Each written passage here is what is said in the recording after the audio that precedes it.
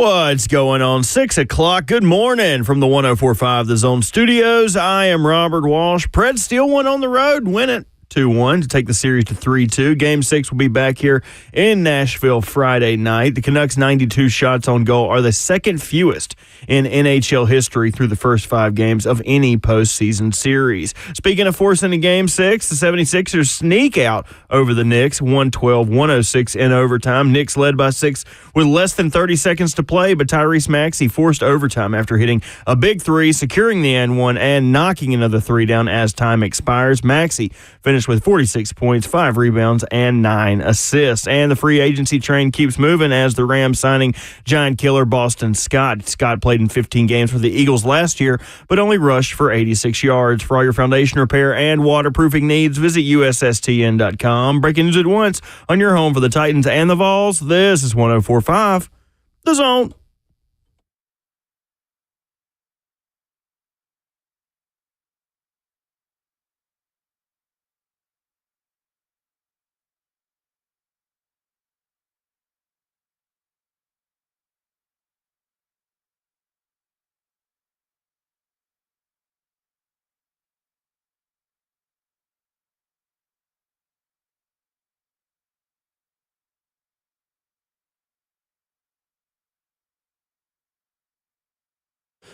Wednesday morning, Honorbone, Kayla, and Will, RKW, brewed up by 8th and Roast on a gorgeous morning in Nashville, Tennessee. 615-737-1045. We've got an unlikely Titans green dot option on their defense.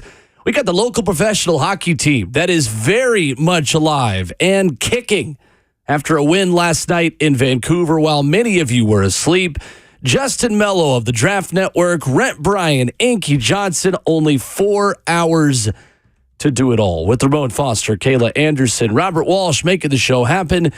My name is Will Bowling, streaming live on 104.5 The Zone TV. What's going on? Good morning. Not much, man. Good morning, good people. It's hump day. It is. Show is. Yes, it is. Man. I wonder how many people stay up to watch hockey on the West Coast, because I'll tell you, it is a tough thing to do.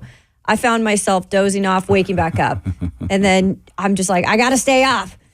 You know, Yeah. it's tough to do when it's that big of a time difference, but if you were able to do it, you got to see a win last night. Right. Even though, I'll ask on Twitter. yeah, even though I think at the end, it felt like deja vu a little when they pulled the goalie and you're like, okay, you've got 30 seconds left. Just hold it together, Preds. Hold it together. Yeah. I'm sure the numbers are small. I'm sure the numbers are small, It's late Kayla, as night. it pertains to that. You just hope you wake up and it's Christmas. Christmas Yes. is a dub, is exactly what you're looking for. And it's cool also to ruin Vancouver's plans. You know, they don't want to hop back on that And now plane. they have to. Make it miserable for them is what you should do. Absolutely. Gotta come back down. We are so fortunate to be working so late and getting 4 hours of sleep by just watching sports. Like having had a roommate who was an accountant who would work like a 90-hour week in the last week of busy season, and he's just like putting numbers into a spreadsheet and just becoming numb by the end of it. I thought of that this morning. It's like, you know what? I'm glad that we have a profession that allows us to just watch sports and get no sleep. Yeah. It could be worse, right? Could be a lot worse. Could be a lot worse. That's one thing about it. But so I will not complain much about it at all. When it comes down to stuff like that, I'll tell you what I have been thinking about deeply, y'all. I'm talking about, it's been on my mind since I saw it, and that is the schedule release. Mm-hmm. What is it, 2 weeks? In about 2 weeks, I think is what they say. The NFL going to dominate whenever, okay? Of course it is. Somebody told me recently, I think it was Coach Mack, during the football season, the NFL has an event in every month. That's how you know it's king of the hill. Yep. Even in dead July, we get training camp at the end of it, right? We get mini camp in June. What I have been dreading is the schedule release. And that's because the Titans have to go to, this year, Chicago. Detroit. Detroit's inside. Oh, that's true. Detroit That's is true. inside. Buffalo. And depending on what Washington can turn into. And also on the opposite end of that is how hot and humid Miami could be. Last year it was, I think, genuinely as fortunate as you could have possibly been in terms of weather, because you went to Miami in December, wasn't it? Yep. You were in Pittsburgh in November, and that was, I think, as cold as it got. Yeah. You didn't have the 0-degree game here that it was 2 years ago on Christmas Eve against the Texans with all the ice and snow on the ground. Threw the grid off or something, didn't it? Because there wasn't, you didn't have a big Northeast or Northwest team in cold months. You were good to go. Yeah. They lucked out. Lucked how it out worked. big time, man. Maybe not this year. I got a feeling it won't be. I don't know why, but it will not be that nice this year. I just got a feeling. I ain't gonna lie to you. Even Chicago in the summer last year, that may have been one of the more hotter games though, because it was direct sunlight. I don't think it was a cloud in the sky, and that was one of my first rookie mistakes. Uncomfortable shoes. I remember you telling us. I didn't have on any sunglasses. Yeah. My forehead got torched to heck. It was one of those situations right there. So, with all that being said, that's one of the things I'm not looking forward to, Willis and Kayla, seeing how that all unfolds. Well, right? at least you know what to expect in terms of how to prepare this time. Do I? I hope you learned out of 17 games, bro. I hope you learned something. You trust me with that? I always have an issue of either overpacking or underpacking or being underprepared. I think it was one of the. You can't pack that much, though, can you? Cannot. You have a standard? Yeah, we gotta pack light. I will say I did. It was a hot day here. We had a hot preseason game. I feel like it was here. Yeah, it was a hot preseason game here. Ryan Tannehill played 3 snaps. Sure did. Handed all of them off. That's right. And I wore the wrong shoes trying to be somewhat fashionable. I ended up getting a blister on the back of my heel. I was hurting. Coach Mack just looked at me like, ha. Uh-huh. You're going to be more comfortable next week, huh? I think that was one of the 2 hottest games in Nissan Stadium history, because it was that one and it is 2019 Indy when the field caught on fire. I heard about that. That was man. crazy. I was holding one of the mics for Titans radio during that game. It's the only time I've ever been on the field during a Titans game. And there is a picture of me just grimacing, trying to hold that thing up, because at one point the strap broke around the mic because it goes around your back. For support. Somebody somewhere in Jolton was like, did I just hear a thud? Did a body just hit the floor? Nobody from Titans Radio ever knew that. I think I may have dropped that mic on accident at one point, trying to adjust the strap, and it just fell off. Anyway, I digress. That was that one, and then the preseason one this year, I believe, are the 2 hottest games in Nissan Stadium history. How has it been on the field? I'm asking you this as somebody that's just see it from the stands and see it on the field. Was it faster than you think? It sounds louder. I remember my rookie year, I heard guys run past me on the field, and I was like, I've never heard that sound before. The only thing I would notice is how empty it is compared to being on the field for a college football game. Big difference. Yeah. Because you got everybody and their mama and their grandfather that you want to recruit that just somehow gets on the field. Random people that are on the field during college football games who are not on the field at NFL games. And there's more so now than there used to be. I thought they would start to fend some people off at this point with college football. You got people making money now. Because when I used to shoot down there with a big ass camera, I was like, oh my gosh, I'm running into people. I need to get to the other side of the field, and I can't because people are just chilling. Now I look down on the field, they've got people from the alumni. They've got people that are just down there hanging out. It's just wild. It is. You bring up a crazy point, because in training camp now, and I was on the team that went from 90 to 53 too, it is. And even before then, You're so used to seeing the locker room become super packed out because NFL locker rooms aren't that big. I think it was a player recently went to Kansas City and was like, "This is the I think it's from LSU. I forget where he's from. He's like, this is the locker room." They also have the 32nd best owner in the NFL too, so that locker room's not very nice. Oh, by the way, the Steelers got bullied into buying new weights for the weight room. There's a story out there. They replenished the weight room. The weights weren't good enough, or they were tearing or something? It's the look. The standard of the boy. weight room is the standard. Remember? That was one of their issues was the weight room renovations. They got bullied into getting new weight room equipment, which is hilarious. Public perception and opinion matters. If it looks bad, though, I won't lie. I don't want to pick up a weight if it looks torn or dirty, oh you my know? gosh. Well, they got bullied into it. But what I will say to your point about how empty it gets, though, after cut day, it's almost like a funeral. Because you go from like a lot of people around you to, Will said a second ago, the selected few, the 53 that are there. Yeah. Like it is, if you ever want an eye opener, go to work one day with 90 people, then walk back in with 53. You're like, where did everybody go? It's somewhat sad, but still at the same time, it's just like, well, all right, well, I still got a job. Exactly. It's so raw. It is. The football rapture Yeah. happens right in front of you. Predators do get the win last night in Vancouver. A 2-1 win over the Canucks. According to NHL PR, Alexander Carrier became the 5th defenseman in the last 20 years to have his first playoff goal stand as the game winner in a potential elimination game. That's right. You're going to be hearing that growl on Friday night at an undisclosed time in Bridgestone Arena. We will talk more about that at 7:20 this morning. Get back into that in hour 2. On how they did it and the significance of the Predators season continuing, because we certainly have the bags under our eyes to show for it watching that game last night. But coming up next, Rand Carthon said something on our show earlier this week that surprised some people about the Titans defensive play caller. We'll give you the significance of it and how much it has happened in the NFL when we come back.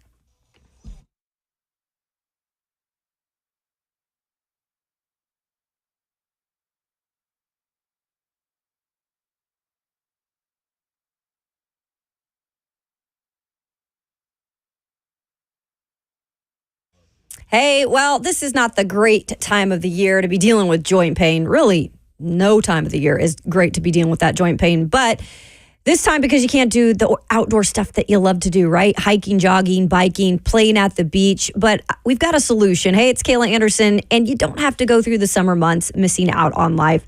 You can call QC Kinetics today and find out how they can use biologics from your own body to give new life to those achy joints. QC's regenerative medicine protocols can restore and repair that damaged tissue with no surgery, no steroids, no drugs, and best of all, no downtime. This is the future of medicine. Tens of thousands of QC Kinetics patients around the country are living their best life this year because they just simply picked up the phone and made the call. So call QC Kinetics now for a free consultation. Revolutionary treatments for joint pain are here. Call QC at 615-249-4024. That's QC Kinetics at 615-249-4024.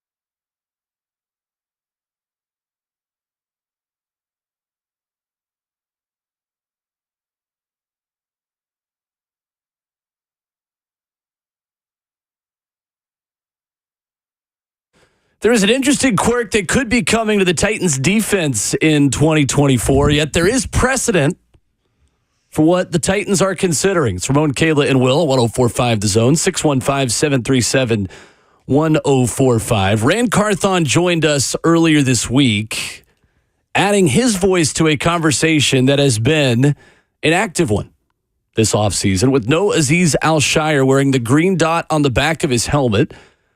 Who talks to Denard Wilson, or I should say hears what Denard Wilson says, and is the defensive communicator for the Tennessee Titans this season. This was Titans general manager Rand Carthon with us this week about rookie inside linebacker Cedric Gray being an option for that, and one unlikely option here that he notes at the end. I think I've said it a couple times and used Fred as my example, that it's all on the player. It's all on the player and the person. People forget Fred Warner didn't even really play in the box as a linebacker. He was more of like a big nickel and played detached over the slot a lot in college and had never played Mike backer. And then next thing you know, this guy's drafted in the third round. He's a starting Mike, and he's communicating and making the call. So it really depends on the person. But Cedric definitely, fits that, 3-year starter, 2-year captain. So he has those leadership traits. He has that ability to do it. And it's just a matter of how he comes in, how he connects with the defense. And, it's up to him. I believe Jack Gibbons can do it as well. And I think we can also be creative. I will tell you, it's going to be a hard time convincing Amani Hooker that he can't do it. Yep. I think after one of the pressers I mentioned, Eric Weddle, as a safety, had been the green dot communicator in Baltimore and at his time at the Rams. And as soon as I got back to my desk, I had a text from Armani saying he wanted it. And, how can he go about getting it? So it's a bunch of different ways to get there. It doesn't necessarily have to be a linebacker. That was the GM on our show earlier this week. How realistic is it for Amani Hooker to be the Titans' green dot? I think it's realistic. Amani Hooker has been on this defense long enough where he is one of the leaders, not just on that back end, but I would say one of the leaders on the defense. Now, he's a different type of leader in the way he goes about things. He's not the big Jeff, rah guy. But I will say when Kevin Byard was traded, during the season last year, it was up to Amani to kind of be that guy who was able to communicate with the secondary specifically, hold things down there when he just up and left, and not anybody really probably thought he was going to be on the move at that point. There were about 4, I think, safeties last year in the league that wore the green dot. I was doing some research on that. One example, Xavier McKinney for the New York Giants. So it's not an unknown thing, but if you look at the majority of NFL teams, they do have primarily linebackers wearing the green dot. But if you feel like the guy that's on your team that is the most communicative, that knows the defense well, that can make decisions, can wear that green dot, and if it is a safety, then they're going to give it to that player. So that's why I don't think this is maybe out of the ordinary if they decide to go with Amani Hooker, just because he has been with this defense for so long. Now, it is a new defense, though. So is it something where he feels comfortable doing that? Amani says he does, but they have to as well. So I don't think it's out of the ordinary that he possibly could be doing it, because safeties do it in the league, and he is smart enough, and he is a big enough leader on this team to do it. But I'm still not going to rule out Cedric Gray, just because I think he also has the tools to do it, coming in as just a rookie. Yeah. The green dot, I'll say this too, for the people wondering why we're having this conversation. It's very important. The communication of the defense, I feel like, because you're reactionary of what the offense is going to present to you, until you feel like your defense is just attacking and creating a whole bunch of confusion for the offense. Communication is always big. That's one thing I'm telling some younger kids now as I speak to them. So what if they know what you're going to do? Legitimately communicate. And being at the back end of the defense for a guy like Armani, one, is going to require a lot of detail on his end. Two, requires a lot of just selflessness behind it also. And here's the third thing to me where it becomes somewhat problematic for Amani. The answer is yes, I think he can do it. The fact that he's texting Rand or Denard and saying, hey, don't forget about me and wanting to is a big, I'm talking about that so big of a decision by him and responsibility too. And he's mature enough, veteran enough, and care enough that he will want to do it well. The issue with Amani Hooker to me is this right here. It's other than the first 2 years, 12, 9, and 13. Yes. His availability in 2021, 22, and 23. He's played 12 games, 9 games, and 13.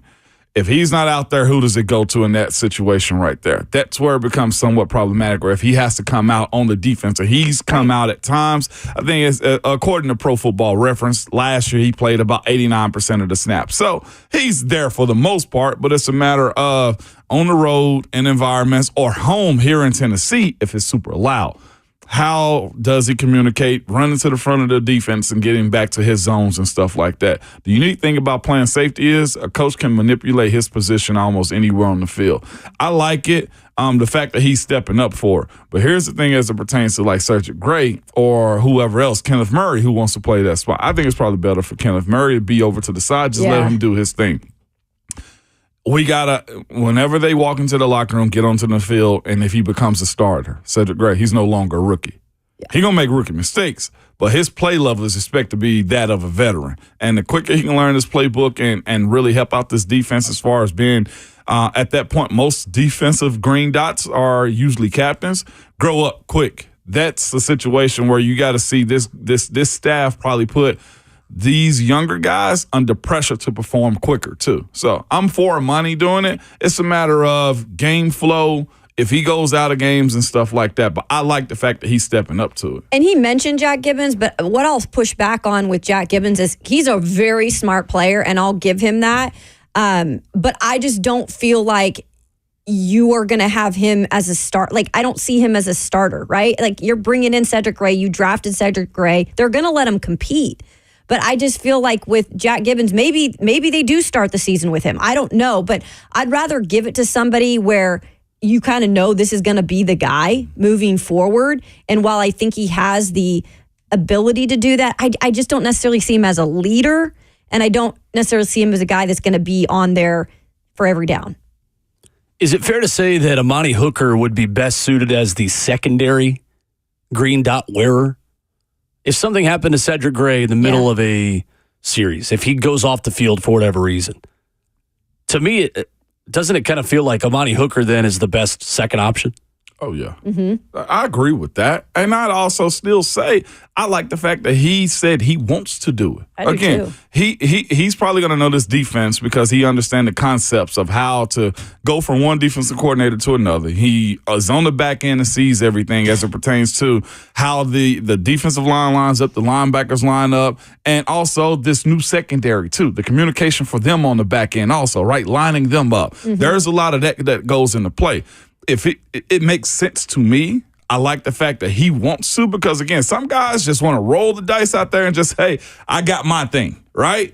But here's the other thing that is, when it comes down to Amani, is this too, is understanding what the D line is supposed to be at, making sure that the linebackers also tell the front line, hey, slide, over, because that's why it's super unique for a linebacker to do it, is because they're so close to the line of scrimmage that they can line up the young guys. Now, the thing about Amani is this, you have to almost have, to your point, Will, he either got to be secondary or the primary guy, because there is a big gap between the front line and the back end of this defense. It was interesting. Xavier McKinney talked about this, and Julian Love was the other player who over the past few seasons has been the green dot communicator for the New York Giants.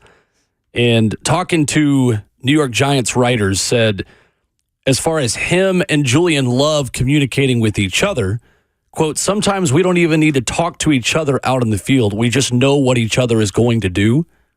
I think I have a little bit of hesitancy about Hooker doing this, because not only does he not have that chemistry with the other safety he's going to be playing with, we don't even know who that safety is yet. Mm-hmm. Yeah. But again, defense is one of those positions why I always laugh, man. They're like 3 players on the defense can mess up and they still make a tackle for loss. You know what I'm saying? So that's the unique thing about defense is mistakes are made often on defenses, and sometimes you just say, "Boy, we got away with one." Now, again, his communication on the back end this year has got to be through the roof. Again, you got 2 new corners, and you're probably going to have some young guys that are either playing in your dime or a slot somewhere on the field with whoever the safety is going to be. He has to step that up. And again, to me, my biggest issue is for a dude that's going into a new style of defense is everybody has to over communicate. That conversation of not having to say words or we just look at each other, that's built over time. This is all brand new. Like you said, Amani Hooker and Bayer. That's a pairing right there they've been around each other. Natural. They get it. It was 2 dudes I played with, Ryan Clark and Troy Polamalu. Same conversation. That's built over time. He doesn't have that luxury right now. So the over communication, what they're going to do on the back end, either they need to hammer it down in mini camp and OTAs and training camp, or this is going to be trial by fire again on trying to stay on the same page. Because the worst thing that you can have happen is have a very attacking defense up front, and we're giving up bombs over Baghdad and on the back end, right? I don't think it's as easy as maybe we're making it even sound. Like, I think it's more of a complicated decision because, again, you're in a new defense with a new defensive coordinator, and Amani has all the leadership and he's been here long, but this is also, some of this is new to him. Like Will mentioned, who's going to be next to him. But then you look at Cedric Gray, like, he is a rookie. Like, we can assume he's a really smart guy, and he's coming over from North Carolina, 2-time captain, wore the green dot there. But this is also a next level of play. So we can't just assume like he's going to be able to adjust right away and do that from game one. So I think it's going to be a really interesting decision made by, Brian Callahan and staff on who decides to be the green dot guy. You brought up the communication factor, and that went so much into issues. And I can't remember what season it was. It was right before they named Shane Bowen the defensive coordinator, where they were having massive communication breakdowns, especially third down. 2020. Yeah. And that was a talking point from start to finish of the season with that specific situation, just the lack and breakdown of communication. I think, too, important to clarify with Cedric Gray that the defensive play calling duties are different in college because up until now, you didn't have a headset in your helmet. True. To even have a green dot on your helmet as the communicator. You're just simply giving out hand signals, or I think it's fair to say in college, everyone is looking at the grad assistants of the sideline, and with so many no huddle offenses, is there any concern about that defenders aren't being asked?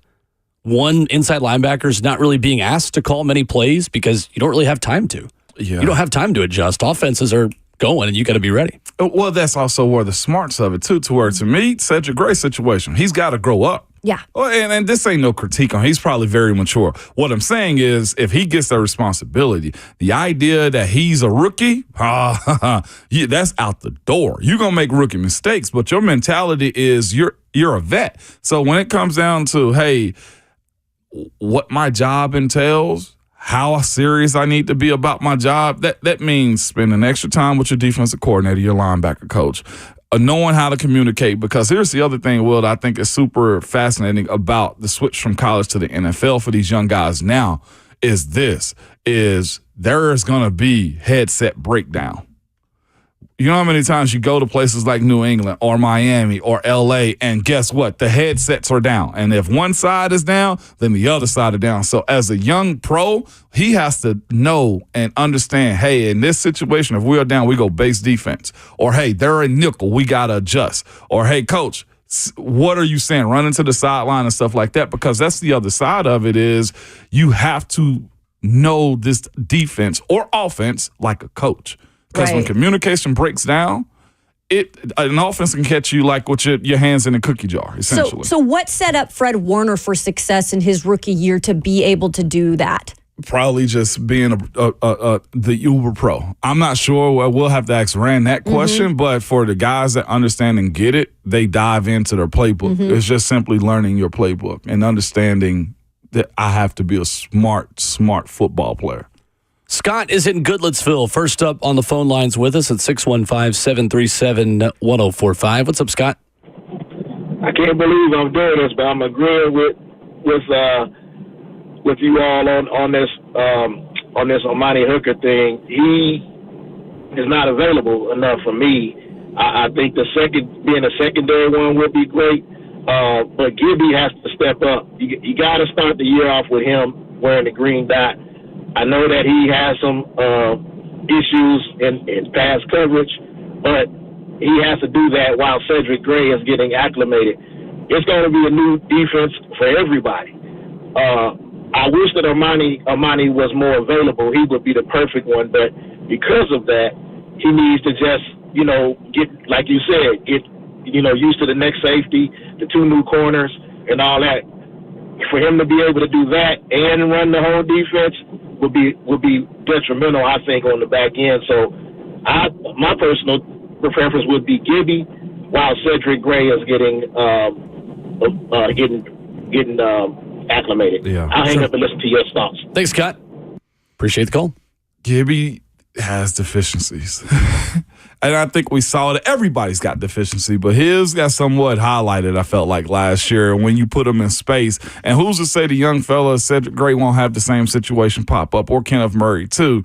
I'm all for the old concepts that we had of, hey, this guy's a smart guy and this guy can do this and do that. It really boils down to making plays. Either Gibby's out there with somebody that can cover, or Gibby steps up his professional performance as far as being able to be in space and not be a liability. Again, with what you had to work with last year, I'm all for that. But we're talking about being a squad that's building and trying to make sure that, hey, no matter who we have out there that's going to make plays for us, then I need to see a better version of Gibby this year. And that ain't no critique. That's the expectation of just simply being a pro to me. And I know Rand didn't bring it up, but Kenneth Murray, when he spoke to us at the presser after he was signed, was asked specifically about that and if he feels like he can wear the green dot.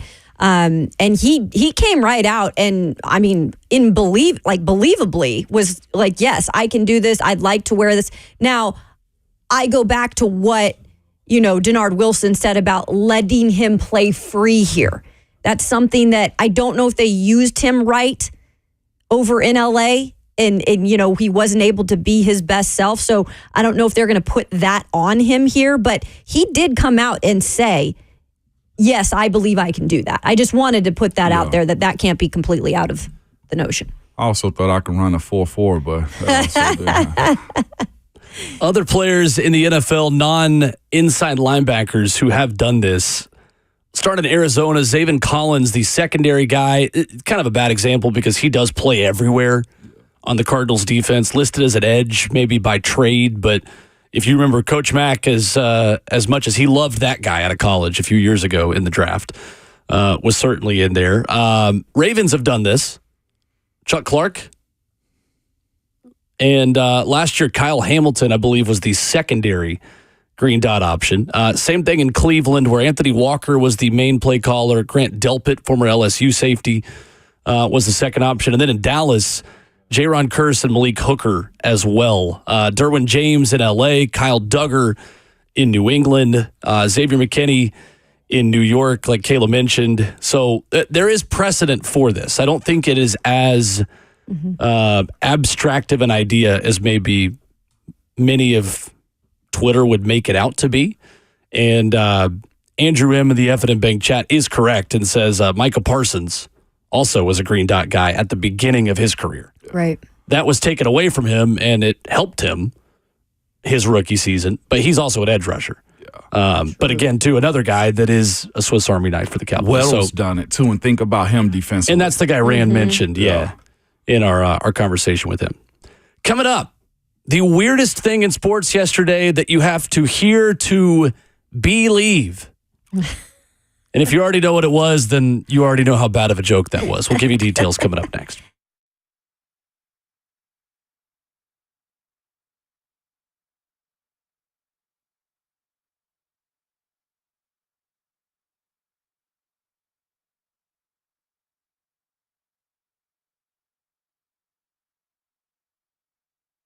Fellas, if you're feeling tired, noticing a lack of motivation and drive, or weight gain and loss of muscle mass, these could all be signs of low testosterone levels. Don't wait. Y'all got to find out right now, okay? At Low T Center, they make it easy to get your levels checked. It's just a simple blood test, and with their on-site lab, you'll get your results back in about 25 minutes. Low T Center is not a typical doctor's office. It's a concierge medicine for men. The physicians specialize in treating low testosterone with customized treatment for each patient.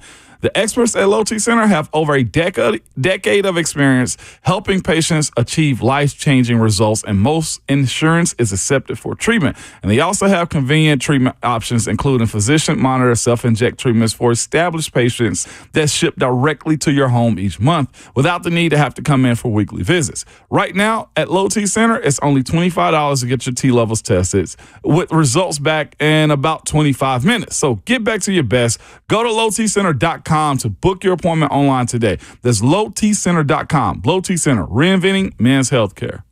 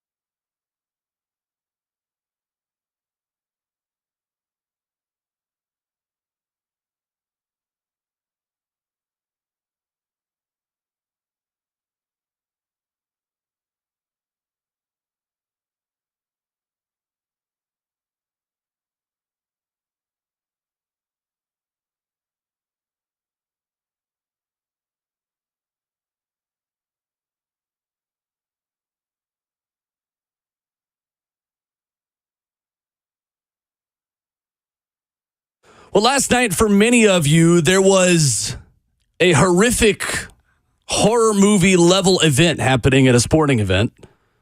And yeah, that was probably the case if you're a Vancouver Canucks fan as that series continues. We'll talk more about that in an hour or two. 615-737-1045 here on RKW. So the Arizona Diamondbacks tweeted yesterday, tonight's game has been delayed due to a bee colony forming on the protective netting behind home plate. This turned into quite an event. The Diamondbacks and Dodgers were delayed 2 hours after a bee colony swarmed the top of the protective netting behind home plate.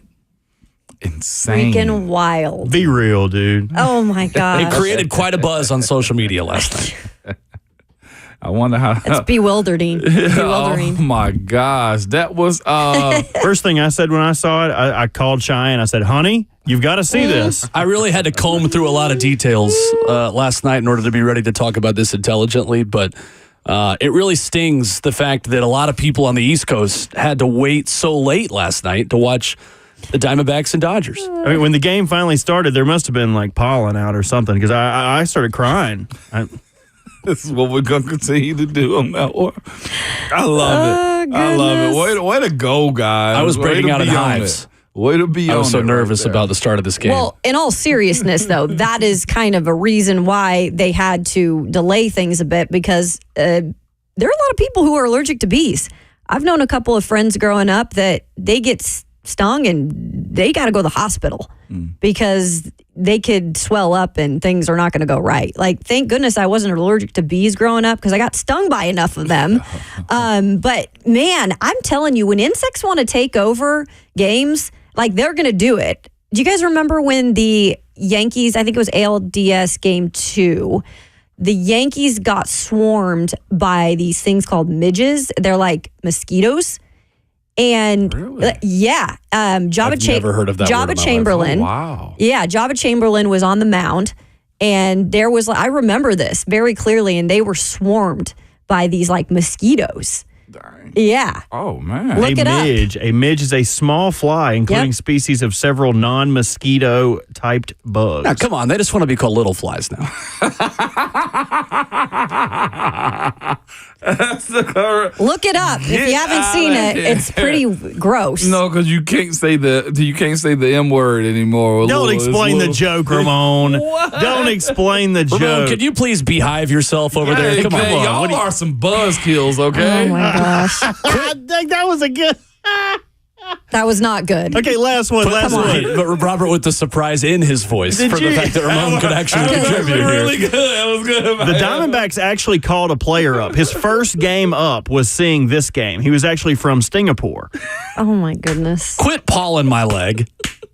We were on the Is same it time website. to go to aren't break we? yet? Yes, we are. This is awful. So what? I had about 5 of these ready because my brain works this way. My girlfriend would always be like, "How does your brain work when I come up with these things?" But now for the rest of these, I found a website that says 100 bee puns. So you listed them. business. You mean bees? I mean Oh, my business. goodness. Y'all know I have like useless facts in this noodle of mine at all times. Can I give y'all one We right know. now? Can I give In y'all your- one right now? Go in for this it. noodle of mine. Okay, Bert, I'm sure you know the answer to this, and correct me if I'm wrong because you just know everything. Okay, and I don't say that condescendingly. Okay, but the reason why, and I'm watching this video, this dude was spraying stuff on the bees. Well, you're not supposed to kill the bees like that. Whenever a beekeeper goes into the beehive or go towards a beehive, the smoke. You know what the smoke is for? I don't. The smoke is you're gonna tell me. for if you put it in there, the bees inside the hive think it is a fire. Because the smoke is coming in. So you know what they do? They retreat and go drink honey. When they drink honey, honey actually makes them drunk. So when they're drunk and coming out, they're actually less they're less aggressive. So that actually makes it easier for you to grab the honeycomb up out of the beehive. Look at Mom, man. A lot of people think it's them going to sleep. No. But it is not them going to sleep. And you talked about them eating too much honey and being drunk. They are too full to fly. There we go. So You should have a segment problem, called too. Believe It or Not with Ramon Foster. Or Moan's Moments. Either one of them, okay? I always said my favorite Steelers uniforms are the Bumblebees. Oh, the bumblebees. There we go. Those are my Those least are favorite. disgusting. Yeah, me too. That's why I love They're them. so ugly. Oh, they look great. Did you have to wear those? Yes, I wore them. yeah. I want to see a His picture. thick ass. You know he looked I thick wanna as see a hell in picture. them You bumblebees. better buy me a drink after this. I'd like a picture. You guys want to hear the 10-second snippet of the game being delayed by the bees? Absolutely, I do. Due to a bee colony forming on the protective netting behind home plate, we ask that you please be patient. Oh my gosh. Is that slide, slippity slide going on in the background? I ain't even. Coolio? Was Come that Coolio? along and ride. Yeah, Was it Coolio? it was. Oh, me oh my. I actually like the bee puns, man. Y'all need to be a little bit more fun. There's Matt- a lot of them. They are. Matt Hilton, the branch manager for Blue Sky Pest Control, not only got to calm the bees and make them drunk, apparently, then he got to throw out the first pitch He did. after 2 hours. Go off, King. It's funny because I heard them saying, was it because they really wanted him to do it, or because the person that was supposed to do it was like, I'm not waiting for 2 hours? I don't blame I thought that was funny. It says not. It's common though. This is very common in Arizona and spring. Bees? Yeah. It happened 10 years ago. Yeah. Yeah, I guess. 615-737-1045, our number as we begin hour 2. The Atlanta Falcons have given more reasoning for drafting Michael Penix. Is there any justification for making that move? We'll dive into that next. Not the beast! Ah! I love my eyes!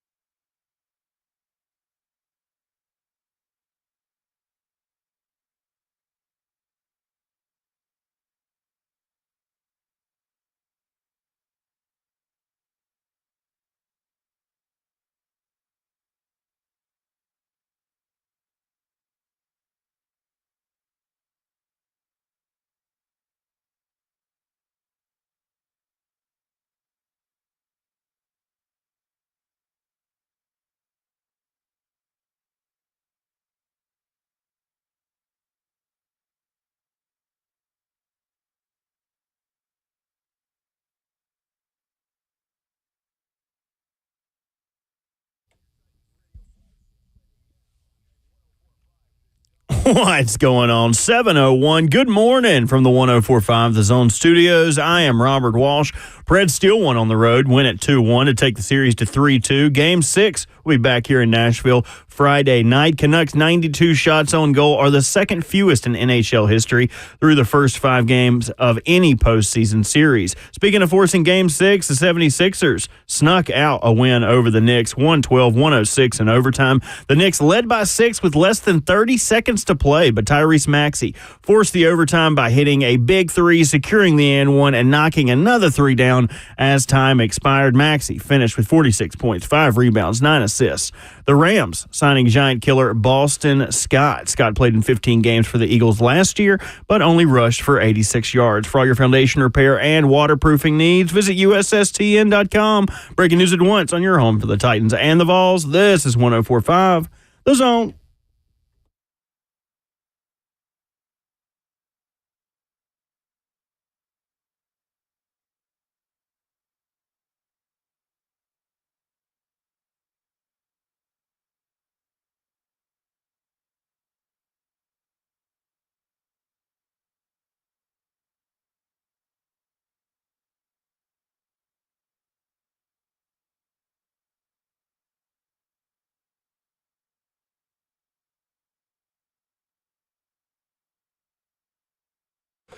Hour number 2 of Ramon, Kayla, and Will. RKW is brewed by 8th and Roast on 104.5 The Zone. 615-737-1045 is how you jump in.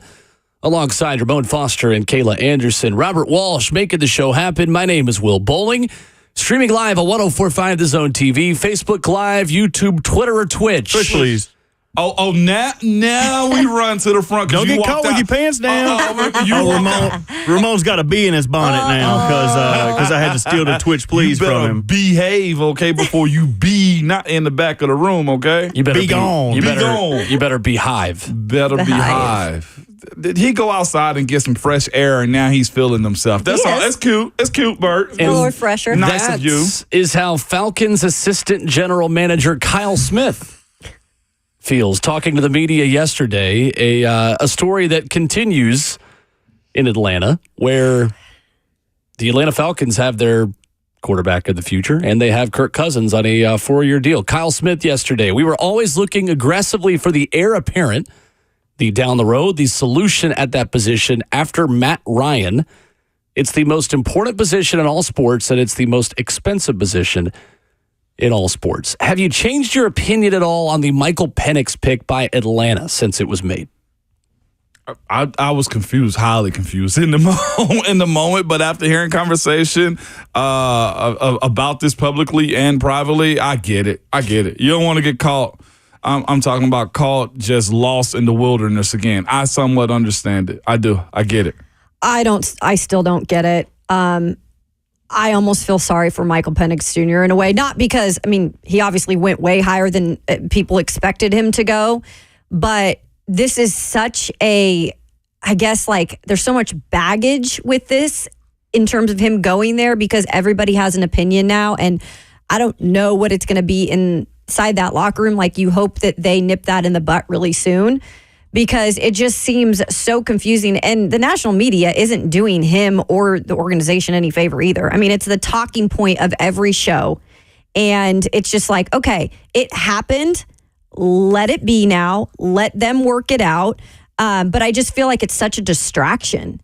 And it's almost like I wish he would have went to another team where this wouldn't have been the talking point. You just paid a quarterback a lot of money to come there and be the starter. And props to Kirk Cousins, too, for continuing to make money. And his agent, I don't know how they do it, but even if, maybe they do start Michael Penix in a year or sooner than that. Maybe, they did it because they don't really know about Kirk Cousins' health, and they're just trying to make sure that they have a backup plan. For that reason, I get it. It was just so high of a pick.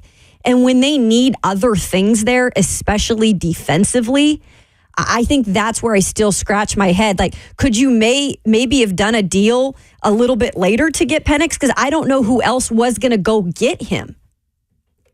Do you feel worse for Kirk Cousins or for Michael Penix? I feel kind of bad for Kirk Cousins. I don't feel bad for either. I think Penix is getting paid a lot more than he expected to get paid at the start of his rookie contract. The question I have, though, is would a quarterback like that rather have the fifth-year option or rather be a second-round pick?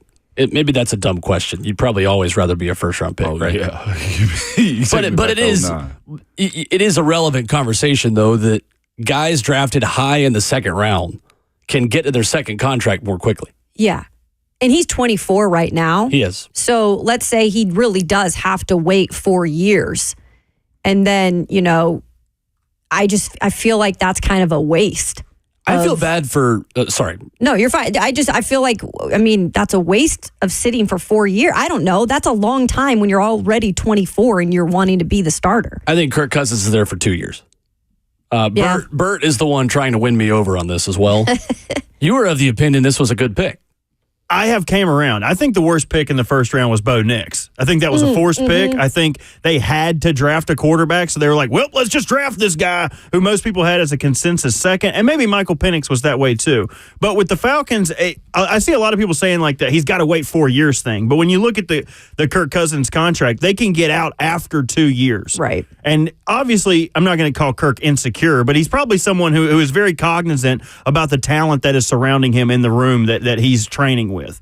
So as I would imagine it, Kirk would start this year, 100%. And then next year, maybe 8 weeks in, 9 weeks in, 10 weeks in, Kirk is coming off an Achilles. If he gets hurt, if his play suffers, I would imagine you would see Penix because they can cut Kirk Cousins and save around $25-ish million after year 2, which is a large chunk of change. I think they would have to eat a considerable amount of dead money. But $26 million 2 years from now, who knows what the salary cap's going to be like? It's going to continue to go up. So I don't think it's going to be the exaggerated 4-year period that right. Everyone is clamoring for. Yeah. That's worst case scenario, obviously. But I do still think like it's a situation where you're seeing nowadays with quarterbacks that are being drafted specifically in the first round, they're guys that are really stepping up day one, right? At least that's what we're looking at the quarterbacks that went before Michael Penix Jr. So for him, regardless, it looks like he's going to sit for at least some time. For sure. And I don't disagree with you that they had larger needs on defense, but I also revert back to the coach, Raheem Morris, defensive guy. Maybe he looks at this roster, which has a number of first-round picks on offense, not so many on defense. You saw a plethora of their later-round picks going to defense. So I wonder if he doesn't think he couldn't shore this thing up on his own. I'll say this. I don't feel sorry for either one of them. Here's the thing about Kirk, too. We bring up Kirk's situation right now, too, but we've all said Kirk is fine. He's fine. He'll do the job. He's fine. And that's how you got to feel. He's 35-plus years old, coming off an Achilles injury, with an offense that he's got to figure out how to run this to. In a new setting, playing on turf, he's got a team in front of him that he has to lead. He is being compensated for it. He will be completely fine, in my opinion, even if he is set next year. The conversation I had with people, and I think it's been discussed by Arthur Blank, is this, too. Being caught going from Matt Ryan to Desmond Ritter, never to happen again. That part. You got to have a plan in place. We see Green Bay do it. We've seen Kansas City do it. We've seen others now currently sit young wide receiver, whether it's a year or two. Right. I don't think you get past 2 years of sitting with Michael Penix Jr., my personal opinion. Not anymore. I think there's what could Kirk be mad about? Is Kirk a Hall of Famer? I just feel bad for him because he's the common man. He was a tenor in the choir. Oh my God. And literally when he was drafted the same year as RG3 was in Washington. Yeah. He's everywhere he's gone, teams have tried to replace him the second he got there. Literally going back to the year that he was drafted. So you know what you get? You get Green Bay situation. Where if he's that dude, if he's that dude, he go wins MVP, and Atlanta wins again. The difference is if Michael Penix sits as long as Jordan Love does, he's 28 when he takes over. That's the key difference. Yeah. I do think there is a difference, I think, in talent level between where Jordan Love was coming out and where Michael Penix. Agree. And that's probably due to the level of talent and how long Penix was in school, because that's the other qualifier that everyone's throwing out. He's much older than Jordan Love was. That's why it was okay taking Jordan Love as a 4-year sit guy. because he needed that much time to sit and learn the offense. And he was a lot later in the first round, right? I think he was the 30s. He was in the 20s. 26th. I'll say this also. There has been conversation that people have known Atlanta was taking Penix at the 8th overall pick since last week. Well, a week before the draft. If you look at Penix's draft party, if I was expected to be from 8 to 40s in the draft, right? That was a conversation. I think we had somebody on the show that said from 8 to 42 is where they had him picked. I'm not having a party this big. He was pretty confident. Everybody in his family knew the Atlanta Falcons were picking Michael Penix Jr. I dare y'all to go look at this video of his draft party. Oh, I've seen it. You don't do that in today's world, okay? Yeah. He knew he was going number 8 overall.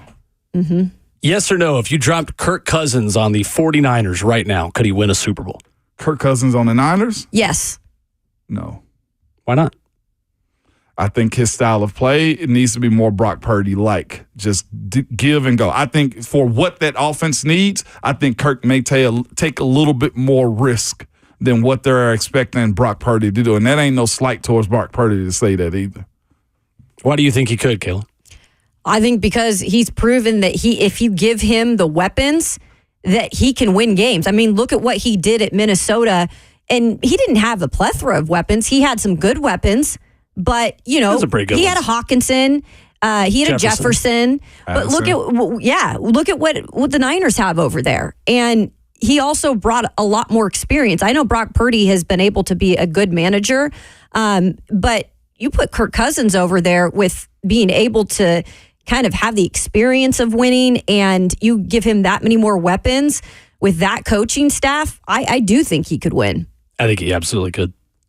Last season, in 8 games, Kirk Cousins had a 103.8 quarterback rating, completed 69.5% of his passes. Last season, Brock Purdy had an 88.3 quarterback rating. I know that's a smaller sample size, but I don't know. I'm going to say no just simply or because 113. My bad. I'm looking at the wrong side. I'm looking at just playoffs. But still, 88 in the playoffs. He still made the Super Bowl. Yeah, we've yet to see that guy come out of Minnesota, too. And he has had those weapons and also has had a nice defense, too, at times. And they've yet to even – how many times have they won the NFC North? That's the other question, too, is you got to ask yourself. I'll have to look that up on the break. And they did, and they lost to the Giants in the first round at home to Daniel Jones. At least Purdy's taken them to the show 2 years in a row, even with a bomb arm. Well, he almost had a bomb arm. 615-737-1045. The Nashville Predators are very much alive. We'll tell you how they did it last night in Vancouver if you were asleep for the end of Game 5. Coming up next.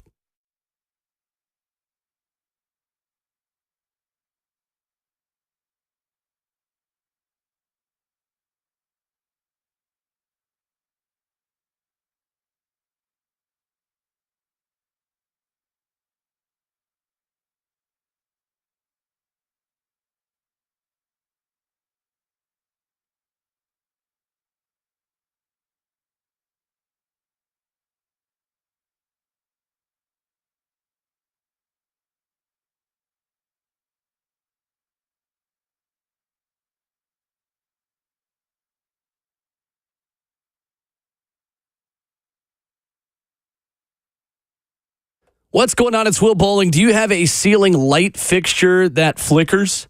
Do you need an extra outlet or two? Or do you have wall switches that just don't seem to work? Well, these all seem to be simple issues. However, they are rarely do-it-yourself projects. And listen, if you're like me, you try to do things yourself, you just end up making it worse, especially when you're working with electricity. Because dealing with electricity, that requires the expertise of an experienced professional. Call the pros over at Lee Company. Their electrical team can solve any problem you have. They're going to do it safely. They're going to do it efficiently as well. And right now, you can enjoy $20 off an electrical service call for a limited time. Contact Lee Company at 615-567-1000 or go to leecompany.com for an appointment. These are the folks that I trust. They've been trusted for 80 years in Middle Tennessee, safely, efficiently, with $20 off an electrical service call as well for a limited time. 615-567-1000. That's leecompany.com. Lee Company, all you need.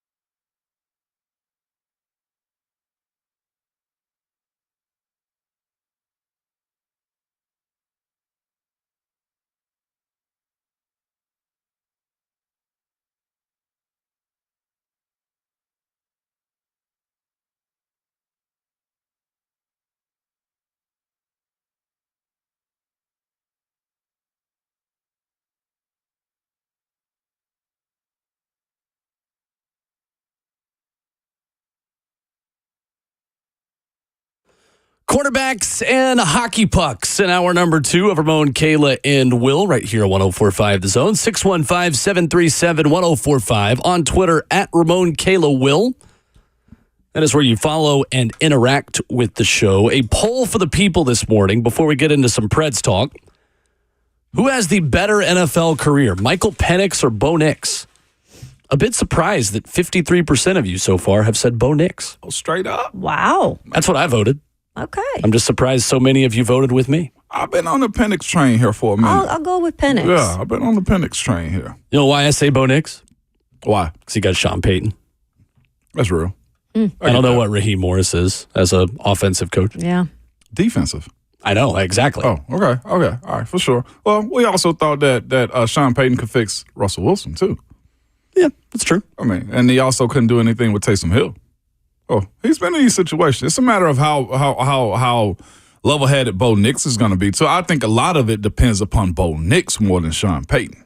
I would agree. From of where, course. Yeah. Mm-hmm. He's just much more of a proven commodity, right? Than I got Raheem believe Morris him. is as a coach. Right. Like, I don't know what Michael Penix is going to be in 3 years because I don't know if Raheem Morris is still there in 3 years. Yeah. I think Arthur Blank, it sounds kind of morbid, at this point in his life, desperately wants a Super Bowl. I'm serious. And that's not sarcasm. That is totally serious. And that has been reported that at the stage of his life that he is in, Arthur Blank is a bit more desperate to win immediately. Yeah. And that's why I said I kind of. I'm rolling with you. I'm laughing because we got two owners. Everybody's going to die. We got two owners that were just waiting to roll over. We got Arthur Blank. I don't and we want got him to die. We got Jerry Jones. Well, and freaking Robert Kraft. If anyone's going first. No, Rob, he alive and kicking. He got Dude. this. He He's hanging out fine. with Gucci Mane right now. He good to go. He's trying to cover up what he really is. No, but in all seriousness, that's why I was like, I kind of feel bad for Michael Penix Jr. And not that like he got paid and all that, but just the situation. We always talk about going to the right situation, going to the right team to set you up for success. Yeah. And maybe that is more so Bo Nix if he can take it into his own hands to do that. Maybe he has a better opportunity with the coach and with getting to maybe play right out of the gate. Interesting. We'll see. We definitely we're going to compare this class. I feel like almost to the 04 class. 04 class had a lot of comparisons in as far as Manning, Rivers, Ben Roethlisberger. Who else was in that class? I think those three were together for the most part. I'll look up the rest of it in a minute, but we compared that class a good bit, I feel like. There's 6 quarterbacks in the first round. I think 2 will make it. 2? Yeah. Ooh, which 2? I'm gonna, you know what? As much as I've dogged on Caleb, I'll go with Caleb. I think that, you know, if they get it right in Chicago in terms of coaching, they've surrounded him enough. Hopefully they can set him up for success. I just think talent-wise, like you've always said on the field, he has what it takes. It's up to everything else that he does. And then I really think Jaden Daniels. I'm a believer in Jaden Daniels. And those are the 2. Long-term success. Yeah. Long-term. The more I look at Drake May. May, the more I look at Drake May, the more I somewhat believe, like, okay, he may have it. JJ McCarthy, I'm not sure just yet, but I think Drake May could be in that conversation too. What about him do you like? What I like about him, one, he's in a situation where they can only go up from there. I think he's probably more level-headed, athletic enough. It can always get worse. That's 100% Trust me, I've seen a lot of bad quarterbacks in this city. It can always be worse. Well, his athletic ability to extend plays, I think, is going to be solid enough. Playing in the AFC East also is a situation to where he's going to be able to throw the ball more because either they're going to have to because the teams are facing with Miami and Buffalo to where offensively they got to go get it. And at some point, too, is what I'm basing this on also, Aaron Rodgers will be out of New York. And in that situation right there, he will be in a better competitive situation to build his team up. And they also went after a good bit of offensive linemen. And at some point, the same way we believe in Sean Payton, as far as his offense, the Patriots' defense always seems to show up in special moments. So I think he'll have support there. And I'm against the Patriots. Just I root for one. He's like, but I don't like him. You were roommates with their head coach. I just the only dude. Like if I could see them go under, I'd clap. If anyone has a reason to now be kind of a Patriots fan, it is the guy that literally lived with the guy that's the head coach now. You. Right. You, Inky, who joins us later. Yeah. Arian Foster, Robert Ayers. One person I root for on that squad. Okay. The same way you feel about Indy is the same way I feel about them. A lot of people you're saying with Manning. A lot of people in this city loved Indy the coach, when the they team. had Peyton. I hate the team. I love Peyton. Yeah. I hate the team. Like the person hate the team. Yeah. That's I me. get it. Yeah. 615-737-1045. While many of you were asleep last night, the Nashville Predators stayed alive. They did so with a little bit of an unlikely hero, Alexander Carrier, the man who was kind of the scapegoat for the Game 1 loss, let a Connor Garland pass go through his legs to Dakota Joshua, who scored in Game 1 to give Vancouver a 1-0 lead in this series. The hero last night, the 5th player in NHL history to score his first career goal as a defenseman in the last 20 years, not NHL history. 5th defenseman in the last 20 years to have his first playoff goal be the game winner in a potential elimination game. Needed it. Yeah, they absolutely needed it. And sometimes it comes from those unsung heroes or rental, like we like to call it in hockey. But, give Roman Josi credit too for getting a goal on the board. We talked about veterans on this team and guys that needed to step up, whether that be just having that conversation or doing whatever you had to do on the trip over there to be prepared for this game.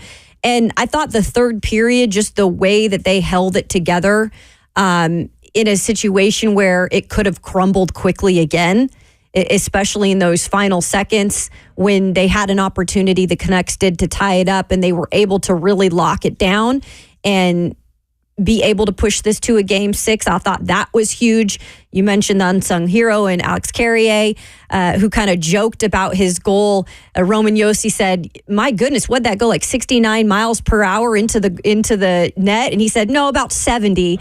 And just having that kind of light humor too about, you don't want to get too serious where you're going to make mistakes because maybe you're overthinking everything. I think they had the right mentality in this game overall. And look, they come out as winners. I think a lot of people doubted this situation that they were going to be able to get out there alive. Now, they still have 2 more games to play possibly. But if they're going to come back here on Friday, and after losing 2 games at home all over the weekend, I think it all comes down to this game and what you're able to do with your home crowd, since you didn't prove that the weekend before. If they lose that game at home, that's just, I think that really stings, because you wouldn't have won 1 playoff game at home and you pushed it to a Game 6, being able to steal some up there. So I think it all comes down to what happens in that Game 6 of what we think about this team. And that would be 6 straight home playoff losses as well if the Preds lose Game 6. And light me real quick. Is 69 miles per hour fast for a puck or slow? It's not quick. It's okay. Yeah. It's pretty quick. Okay. No, it's not quick. No, it's not quick. If you're going, like 89 around there, like a shot like That's that. fast. But there was so much traffic I saw in that, front. Yeah. It was like one of those shots that you probably thought maybe didn't go in. Well, it went underneath them, right? Just kind of slid underneath them. A slap shot on average is between 85 to 100 miles per hour. Mm-hmm. So that's why they're so it kind of and the hardest shooters are well above 100. Like Shea Weber always won that contest at the NHL All-Star game. Yes. When he was a Pred, and still did after the fact. Yeah. He was around 109, 110 miles per hour. But that's kind of an high All-Star level game. That's different. UC Saros last night had a bit of a mixed bag. Ultimately gets the job done. Yeah. The goal he gave up to Nikita Zadorov worried me. I thought it was over. That was a wonky. That was like not good. You can't make that miss. You have to make that save. Yeah. And that was not a good look. That's the one that got him in Game 1. Well, Game 3 here, wasn't it? The top, a high puck is what Short got side, him. Yeah. difficult angle. Crazy. But again, you got to commend them for what the end results of this Sure. game was. I know you came here, will say you got a little bit nervous about what was going to happen again as it pertains to how the end of this game went for them right here. I think it's crazy, too, that both these teams have just struggled mightily on the power play. I mean, that is something where in playoffs, you can see teams, be able to take advantage of power play situations. In this situation, in this series, it is bad. because neither teams are taking advantage of it. And I guess you could say props to, the penalty kill last night, but you've got to be able to take advantage of situations like this when you're not scoring a lot of goals in games, and these two aren't. And there's really not a lot of shots on goal either for these teams. In fact, the Canucks' 92 shots on goal are the second fewest in NHL history through the first 5 games of any postseason series, according to Sportsnet Stats last night on Twitter at SN Stats. Man, it was almost as if Yossi on that shot that he gave up last night just closed his eyes and tried to duck his head to stop it. He didn't see it. He clearly didn't see it or expect it. That's an anticipation thing. I feel like I've never played goalie and would probably be trashed at. I'm just going to throw that out there first and foremost. You'd be good. Yeah, you'd be big enough to fill the whole net. Yeah. Yeah, bro. You'd fill up the net. No open space. Come on, brother. No crevices. Ramon's like, all right, shut up then. We get it. I'd fill up the net. I know. Y'all shut it up there. Oh my goodness. My third career would be a goalie, okay, in hockey and soccer or football. But what I'm saying is this. That's something that I feel like that's correctable. Again, coming home is this to me.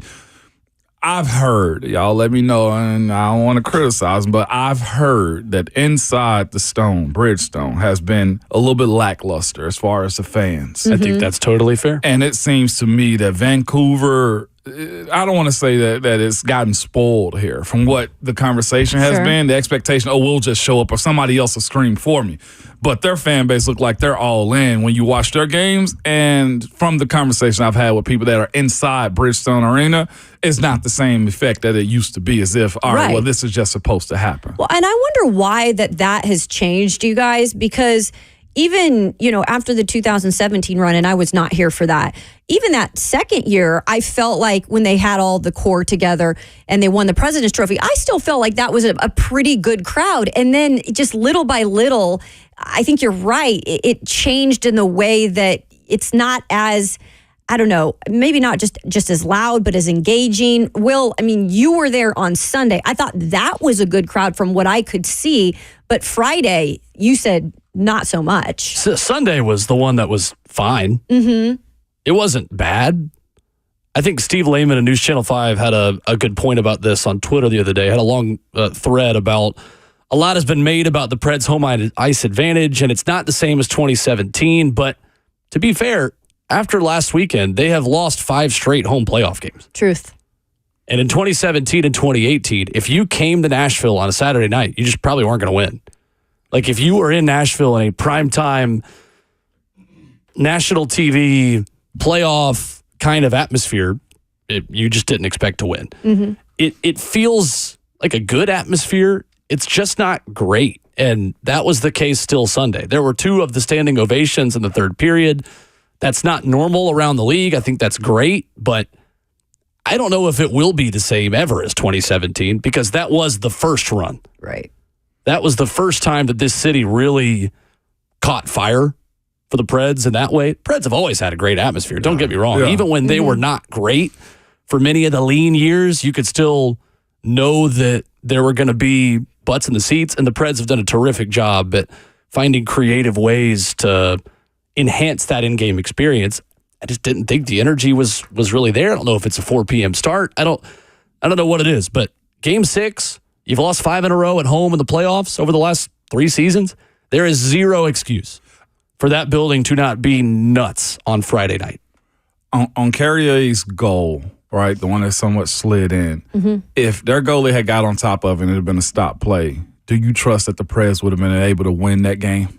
Because it was a chance situation. Like, oh, man, it just slid in. You know what I'm saying? Right. The puck did. And puck luck. I mean, that's a thing, right? And I believe in luck in games. I do. To win championships, there is a lot of skill, a lot of talent, a lot of execution, but there is always an ounce of luck. If that puck doesn't go in, and because he was on top of it, and it's somehow momentum, whether it was his jersey, tapped it, however, it slid in. Well, if there had been a stop play, would the Preds? Do you trust the Preds to close out that game? I don't know, because I think that gave them some momentum that they needed, right? And Michael Gallagher made a good point on here that's just the second time that Preds have pulled off a come-from-behind win in the third period of an elimination game. So there's a thing right there. When pressure is on, it's not necessarily when they're coming from behind they're able to pull that off. But puck luck does come into play. That's why I said on Friday, that game is huge in terms of just you have everything. You got the momentum back on your side. You're going home, and it's almost like you have things stacked against you at home. If you really look at it now and you've listened to the stats that Will's given you, it's kind of wild. But if you can't get it done at home, then that's, to me, it's kind of disappointing, even if you can't push it to a Game 7 and go back there. Kyle from Springfield in the F&M Bank chat on YouTube says, it is because Preds faithful have slowly been priced out. I don't know if that's totally fair for this series. I just went to a ticket exchange site, same site for Game 6 here and Game 7 in Vancouver. And the ticket prices in Vancouver are double what they are in Nashville for Friday night. Mm-hmm. I get it. That's a Game 7 versus a Game 6. I think it's close enough to compare the two, to be honest with you. The cheapest you could get 2 tickets for to Game 6 of the Stanley Cup Final on the resale marketplace are $97 each. The cheapest you can get 2 tickets for in the upper section in Vancouver is $207 each. So yes, they're apples and oranges, right? Like Vancouver's not closed out a playoff series at home in over a decade. The Preds have been in this position more recently. It's a bit more of a novelty for Vancouver because they haven't been there in a while, to be fair. So I'm not saying those two are exactly the same. And yes, I do think prices are a part of it, but for playoffs, man, this city has always made it work. They've always made it work. Big events, they show up, yeah. Tim says, because Nashville is not a hockey town, during the Stanley Cup run, everyone wanted to be in the new environment. I think there is some truth to that. Yeah. I do. You got an eclectic amount of people from all over the country here now, more than ever, right? And I know that hockey is a sport that continues to try to grow the game, but it's not as easy as just, hey, we're going to go see hockey. If you don't watch it, you don't watch it, really. Yeah. And I don't know how that maybe changes things too, but it's almost like you had the run and you lived off of the run for so long, and that's kind of worn off now. Now you got to start something new. I agree. You got to rebuild it. Yeah. And I think, too, that's why I said what I said yesterday, that I think there's maybe a chance to refresh some of the in-game aspects of going to a Preds game. Okay. Changing up the routine, changing up the schedule with which you do the same features and the same things that you've been doing for 10 years. Again, it's not personal towards anyone at the Preds. Mm-mm. I just think that you refresh on the ice. I think you refresh a lot of what goes on in the arena itself. And maybe it's time to look at that. 615-737-1045. Coming up, there is one sports bar making a very dangerous change to its business that might affect the way you watch sports in the near future. That's next.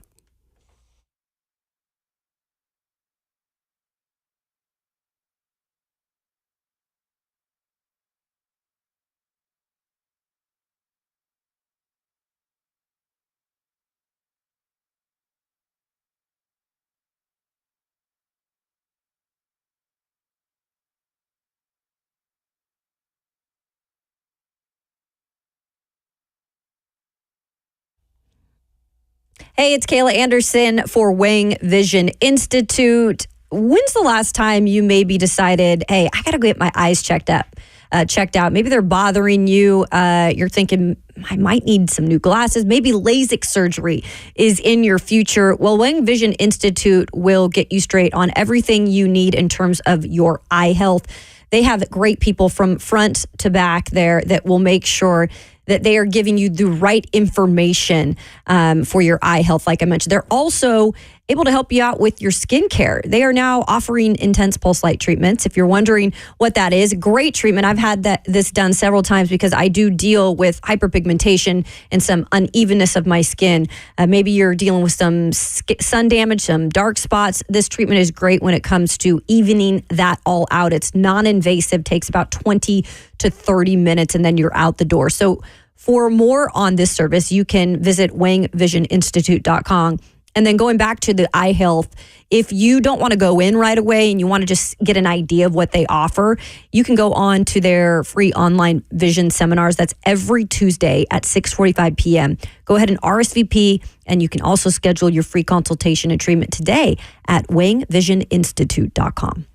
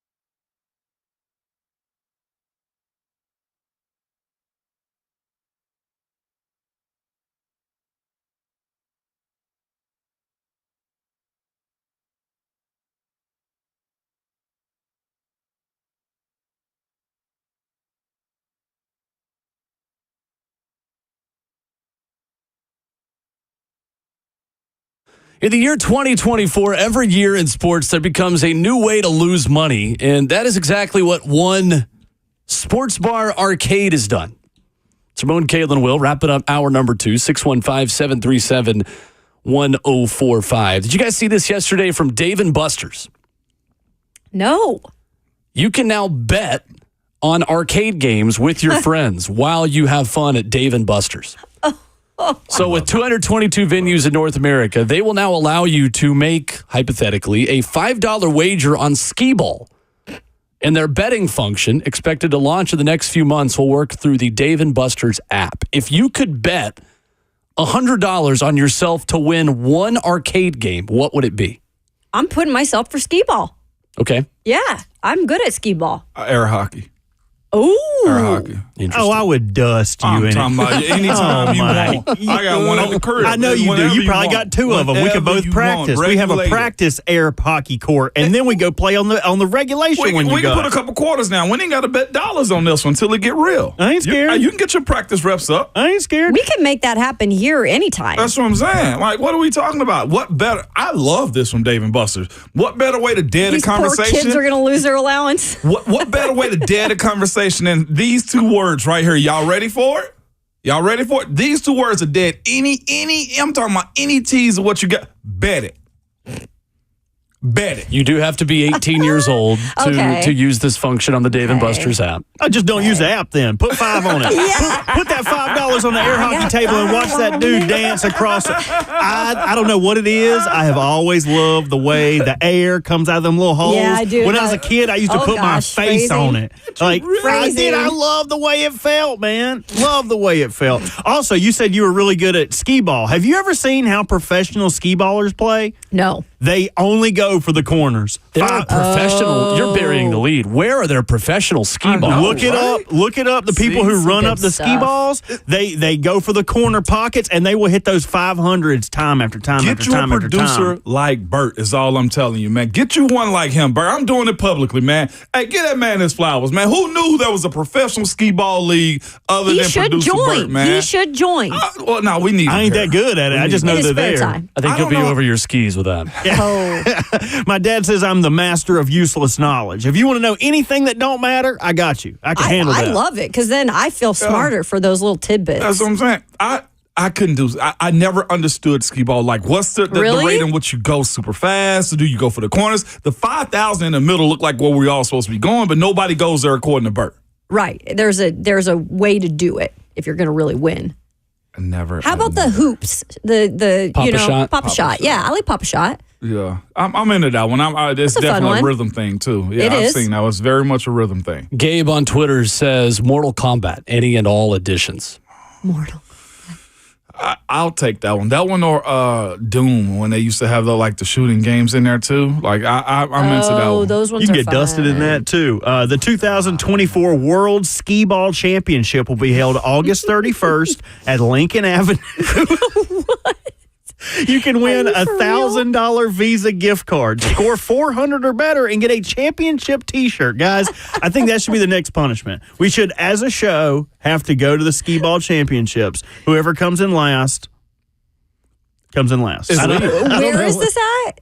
Oh, that's a good question, Kayla. That would Right? probably Because we got to see if we can get it at sponsored. Ed's Funcade Arcade. Where is Ed's Funcade Arcade? In Nashville? In the city here. It's probably in West Virginia or something. Don't play me like that. Tough day to be from West Virginia. I know Nebraska, ain't it? Jeez. Well, you into this or what? Like you into the bet it? Absolutely. Okay, all right. This have is a feeling. essentially like a beercade version of golfing. Like people have been putting $100, like $10 a hole on golfing all the time. So might as well do that on Golden Tee as well, and not just actual golf. Mine would be ping pong. If there is a ping pong table, Cool. we're putting $20 on ping pong. How about a foosball Ooh. table? You gotta have Foosball. quick I coordination. feel like with that's that the one. Mortal That's Kombat fun. of arcade games because Yeah. you're just spinning. You're just, like, Nobody spinning. ever knows what they're really Chaos. doing Yeah. in that. It's over the summer, I was at a bachelor party and there was a foosball table in the house that we rented. And we had a rule of like no spins. Where you could like only like kick. You couldn't like just twirl spin it and just make the guy do like a bunch of flips. Yeah. That's the fun part of foosball to me. It really is. Got more information on Ed's Fun Case World Championship Skee Ball. Yeah, Tournament. unfortunately, You we got it? ain't going. Where is it? There's a gap there. No, there's 100% a gap there. August 31st of this year in New Jersey. That should be in between the first week of, last week of preseason and right before the season kickoff. We can make that Will happen. could hook us up with lodging because his girlfriend's we from can there. do that. Straight up. New Jersey? I can't say it. We got a New Jersey in front of it. It's the armpit of America, y'all. It's not. It is the armpit of America. It's the Garden State. You Everyone better get thinks Peyton of it. on the phone. Everyone thinks of it. What are they guarding? All the as beautiful stuff? Because I can't find Gardens. it. Garden. They are, everyone thinks of it as just the city across from New York City, but you go up into New Jersey and it's quite lovely. There's beaches, there's gardens, there's metropolitan areas. Bunch of rocks on It's them got beaches. everything that you need. There's casinos. Bagels. Y'all want to go There's see Cake bagels, Boss? most That's the importantly. best thing to do. Go to Hoboken and see Cake Boss. Yeah. Try something from O-Bagel and thank me later. Never thought I'd see the day that Hungry. Will becomes a Yankee, man. Crazy. No, Crazy. see, Yankees would be New York, and I'm not about that life. I think the armpit of Okay. America, isn't that Toledo? That's a belly button. Oh, Ohio is the belly button. buttons are nasty. What's in there? I'm telling you, armpits, belly buttons. So are we only doing like physical games, or are we doing like the spider tap game? 'Cause my wife texted me and said she'd do the spider tap game, the one you got to Which tap the one's blue that? wall. It's like with all the buttons on it. And what about whack-a-mole? I love whack-a-mole. Get us an arcade in here, Moan. my Come on, God. pull the. We can go to Dave Let's and go Buster's. to Dave and Buster's. Wait, Show. hold on. The RKW Arcade.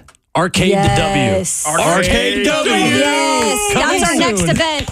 Yes. Who wants to sponsor us? Oh, yeah. 737-1045, halftime of the show, and an example of the Tennessee Titans asserting their dominance over one team from Houston, and it's not the Texans. Coming up next.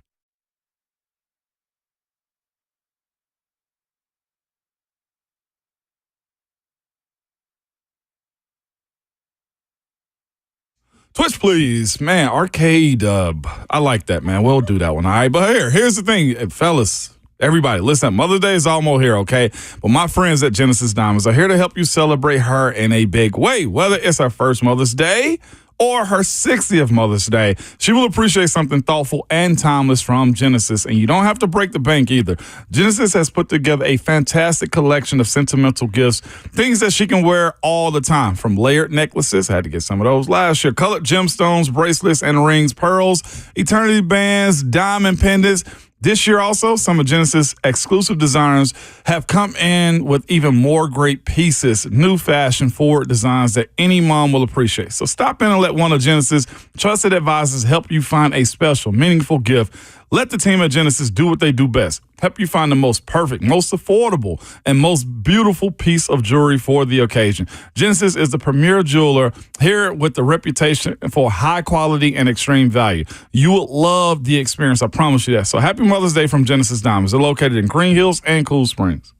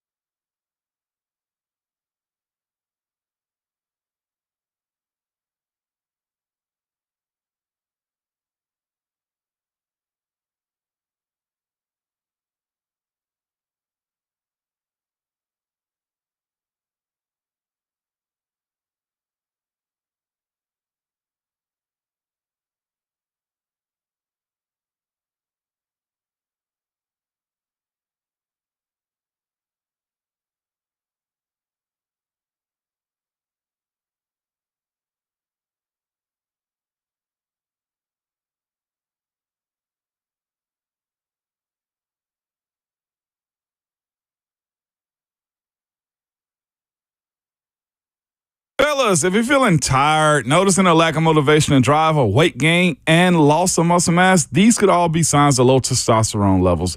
Don't wait. Y'all got to find out right now, okay? At Low T Center, they make it easy to get your levels checked. It's just a simple blood test, and with their on-site lab, you'll get your results back in about 25 minutes. Low T Center is not a typical doctor's office. It's a concierge medicine for men. The physicians specialize in treating low testosterone with customized treatment for each patient. The experts at Low T Center have over a decade of experience helping patients achieve life-changing results, and most insurance is accepted for treatment. And they also have convenient treatment options, including physician-monitored self-inject treatments for established patients that ship directly to your home each month without the need to have to come in for weekly visits. Right now, at Low T Center, it's only $25 to get your T levels tested with results back in about 25 minutes. So get back to your best. Go to lowtcenter.com to book your appointment online today. That's lowtcenter.com. Low T Center, reinventing men's healthcare.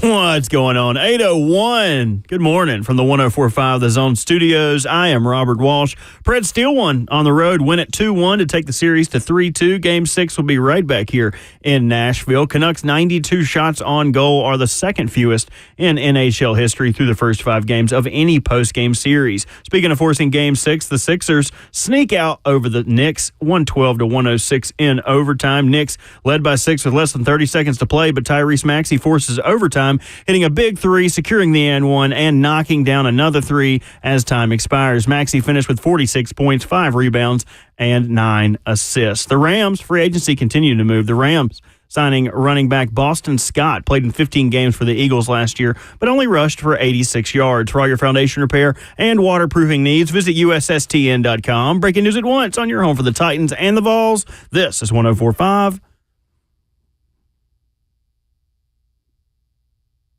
The Zone.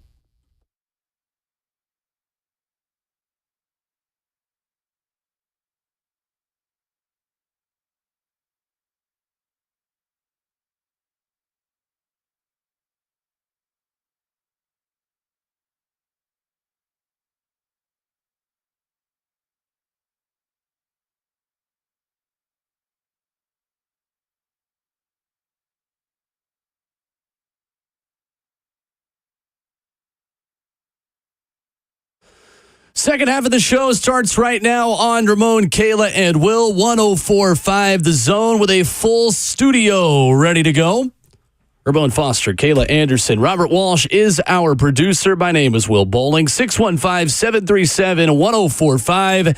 And the Houston Cougars are fighting against the Tennessee Titans in the National Football League. So back in October, the Houston football team wore Love Ya Blue jerseys, or at least something that looks a lot like them. And the NFL said cease and desist. You don't have the intellectual property of that. Well, apparently, in a new story from the Houston Chronicle, Houston has said, yeah, we don't care. Not only are they now planning new light blue jerseys, they're going to do them for every sport, apparently. Whoa, the disrespect. This from the Houston Chronicle. love them doubling down. I'm going to be real with you. What they going to do? Come in and snatch the jerseys from them? Apparently, Nike's going to make them, and they just going to roll with it. Again, we'll see what that turns into. I didn't realize Houston versus Nashville was going to be a big thing this year. So is this Matt Young of the Houston Chronicle says, even after last year's cease and desist letter, Houston plans to buck NFL at alternate blue uniform for football team. The NFL sent them a letter October 13th saying the Houston Cougars' attempt to free ride on the popularity of the NFL and the club violates the intellectual property rights of the NFL and Tennessee Titans. I feel like maybe, the Houston Texans couldn't handle their own battle, so they just called up the college team and said, why don't y'all do it for us? I mean, this is a situation where if you're going to double down, you better have some money to pay for the lawyers that come behind it. So I somewhat respect their stance and just saying, hey, who says we can't add an alternate color to our uniforms? I mean, to be real with you, to play devil's advocate in this, I mean, look at what Oregon does, right? Look at what they do. The fact that you have teams wearing alternative black jerseys and stuff like that. If they are allowed a situation or circumstances in which they can add alternative jerseys, why does it have to stop at the Love You Blue color? And I don't even know. I don't think they're calling it. Maybe it's Houston Blue to them now. I understand it as it correlates to colleges versus the NFL. The NFL is always going to fight back and try to make sure they make as much money possible. What's going to happen after this, I think, is this. There will be a concession given to where the NFL probably steps in and say, hey, for a fee, and it'll be underneath the books. Because it's a bad look to me on the NFL to just play bully. I will say that. And this is me playing devil's advocate into saying you can't stop them if it has no real correlation other than the city and the color unless they own the rights to the color. Aren't there a lot of high school teams that really have pretty close mocks to? Very much. Yeah, so. High schools are different. And, I understand that. Schools with the Green Bay G do have to pay royalties on that. Okay, so Gallatin did has not to know pay that. For it? I don't know specifically about Gallatin and some high schools, but I do know that is intellectual property of the Green Bay Packers. Interesting. That's new to me. I've seen Seminoles on helmets before. Yeah, I've seen, of course. I guess there has to be a partnership with the little leagues and stuff like that because there's, I think, Hendersonville Titans also. That's a little league team that they have, and you correlate it to the team in the state. So I think it's touchy. I think it's petty by Houston. The University of Houston is very petty by them, but I do think they'll have a loophole in the end of this thing. The cease and desist is because the NFL had the money to pay the judges and get that ruling right there. I like it, though. You like the pettiness? Just slightly, because nobody stops Tennessee from wearing black jerseys, right? But that's not. I think that's it's not just the same thing. But what I'm saying is, you're able to have an alternative color. So why is it an issue for them? Because it was the design of old Oilers jerseys. It was the same. It was the intellectual property of the National Football League and the Tennessee Titans. So hypothetically, if Tennessee decided they wanted to do jerseys that have the exact same design as the Titans, but in a different color, that is the intellectual property of the NFL. You have to get permission to do things like that. They could do just the color, right, Will? And then maybe not the exact look or whatever. I don't know. So in certain situations, and this is on the college level as relating to high school, so K-State pays out or lets people use their logo, but makes you pay a super small royalty. It's $1 a year for high schools to use the K-State logo. Now, that's probably a big differential between college and NFL, but that's what it is for college. Interesting. And the thing with me is this: if you look at, and I guess the font, I guess that they're using or the script as far as writing Houston in the jersey can be disputed. But when it comes down to Houston having block letters, if they'd be better off just having block letters, keeping the color and going that route. It is very similar. It is very, very similar to the Love You Blue. They can't advertise it as Love You Blue, but there's a loophole to be given for a team that wants to look like a team that used to play there. And here's the thing. Who's mad about it? Is it Titans because they own it as far as the Oilers go? It's the Titans and NFL and intellectual property that they don't have permission to use, and they're using it. I'm playing devil's advocate behind this one because I think there's a way in which they can really figure out how to make it work for both sides. If they wanted it, they should have tried harder to keep the Adams family in town. They should have built a new stadium. They're planning on wearing them again. The Titans aren't they? That's what I heard again this year. And there's a chance now they could also introduce another Oilers helmet. You could do a white helmet and a light blue helmet because you can have a third helmet. Man, I love that look so much. You'll have to know the movie to get it, but this is like in Boys in the Hood when Doughboy said, "I'm going anyway." Oh my gosh. Then he got locked up. Yes. So Houston pretty much is Doughboy right now. They're going to do it anyway, Will. Yeah, good luck with that. The shield is not something that one simply just says, I'm just going to do it anyway against. No. It's not a good idea. It really ain't, but I want to see them fight it. I really, because to that point, there's a Houston Oilers alum or fan that's also an alum of Houston that's pushing it. So I love this. I love it. We've been talking about RKW because Dave & Buster's now has an opportunity to bet on arcade games when you go to their establishment. We asked the question, what is the arcade game you would bet on yourself the most? Dustin has called in from Laverne on this. What's up, Dustin? Hey, what's up, John? I was just going to let you know the Golden Tee thing that you were talking about is really probably bigger than you think it is. I have one in my house, and every Wednesday we do a tournament at T&T's off of Bell Road at 6 o'clock. Wow. We usually have about 15 to 20 people show up, and they actually do national tournaments as well. There's usually like 125 to 200 people participating in the tournaments. So lots of money being passed around for sure. It's more lucrative than you would think. So, are y'all sanctioned? Like, are you trying to be a part of the national championship too? I don't know how they do everything. It's through like their own Peg T organization, but they do a really good job. And even if you don't play the game, if it's ever here, which it is in August, I think it's like August 8th through the 10th, you should just pop in and check it out because it's a pretty cool sight to see and it's a fun environment. So real quick, also, what is y'all winning pot like? Is that first, second, and third place, or is it just winner takes all? Yeah, well, it's kind of based on how many people are in there. We like to do a little bit less than like a third of the field to win money, but let's just say there's like 10 or 12 people. Usually first place will get about $100. Everybody puts $10 in. So you can do well in that. But when we really make the money is afterwards. We play money games when the tournament's over. And we have these little gambling methods where we do like 1, 2, 3, 2 or 1 through 5. And all those numbers pertain to something you're doing in the game. And that's how you earn money. And at the end, whatever the difference is, that's what people have to pay out. So you would go to Dave & Buster's then? Oh, yeah. Dave & Buster's slaps. I love it. Thank you, Dustin. RKW is on the See, way. we've got one listener that's willing to come Hey, that's to our actually event. legit. Ramon said, "Talk to me when y'all get some deeper I pockets." was just going I to ain't say playing that. for $100. When he said $100, Ramon's face was like, what? So you mean To each bring me round? my money. You mean each round of golf is 100? 100 a hole. That's a lot of work for 100,000? $100. But like, I was just like, I was expecting like $1,200. But that's how you also keep it non-violent too. You know what I'm saying? $100 now will buy a stick of gum, though. I'm telling you. Jeez. Like, Bert, don't be calling me out on thinking you know me.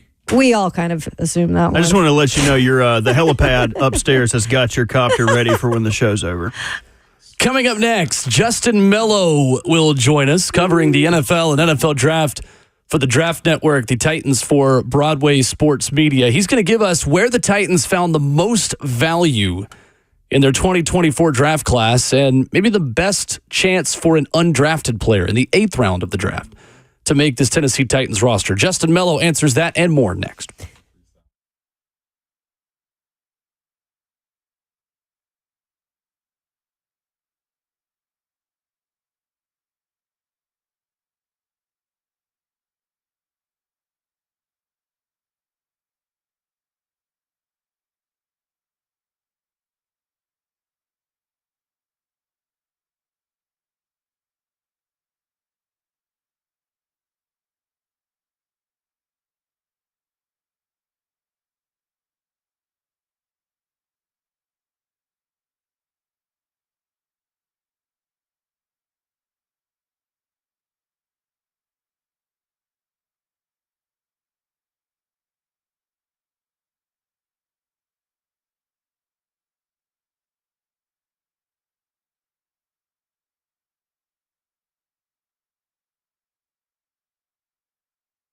It's Ramon Foster here for Hiller Plumbing, Heating, Cooling, and Electrical, man. Letting you know through the month of May, man, there's a lot they have going on. Like, have you ever had a contractor come into your home, a house, and it takes forever? You feel like you wasted your whole day waiting on them and you got stuff to do? Yeah, no, not when you call Hiller, okay? You don't have to camp out all day waiting. Be a happy camper this month with 0% interest financing for 24 months on select HVAC systems, from generators, tankless water heaters, which are clutch. That water comes out so fast. I promise y'all need to get one of those. Or take advantage of Hiller's $99 drain cleaning special, okay? Take care of your home this month, your home systems this month before the peak summer temperatures hits. That's that HVAC. That's the electrical around the house where you barbecuing and everything. That's that plumbing for the people that come over and mess up your bathrooms. Listen to me. Get in before it gets hot and y'all start having them cookouts and people are upset with you because you're not the hostess with the mostest, okay? Visit happyhiller.com today for details.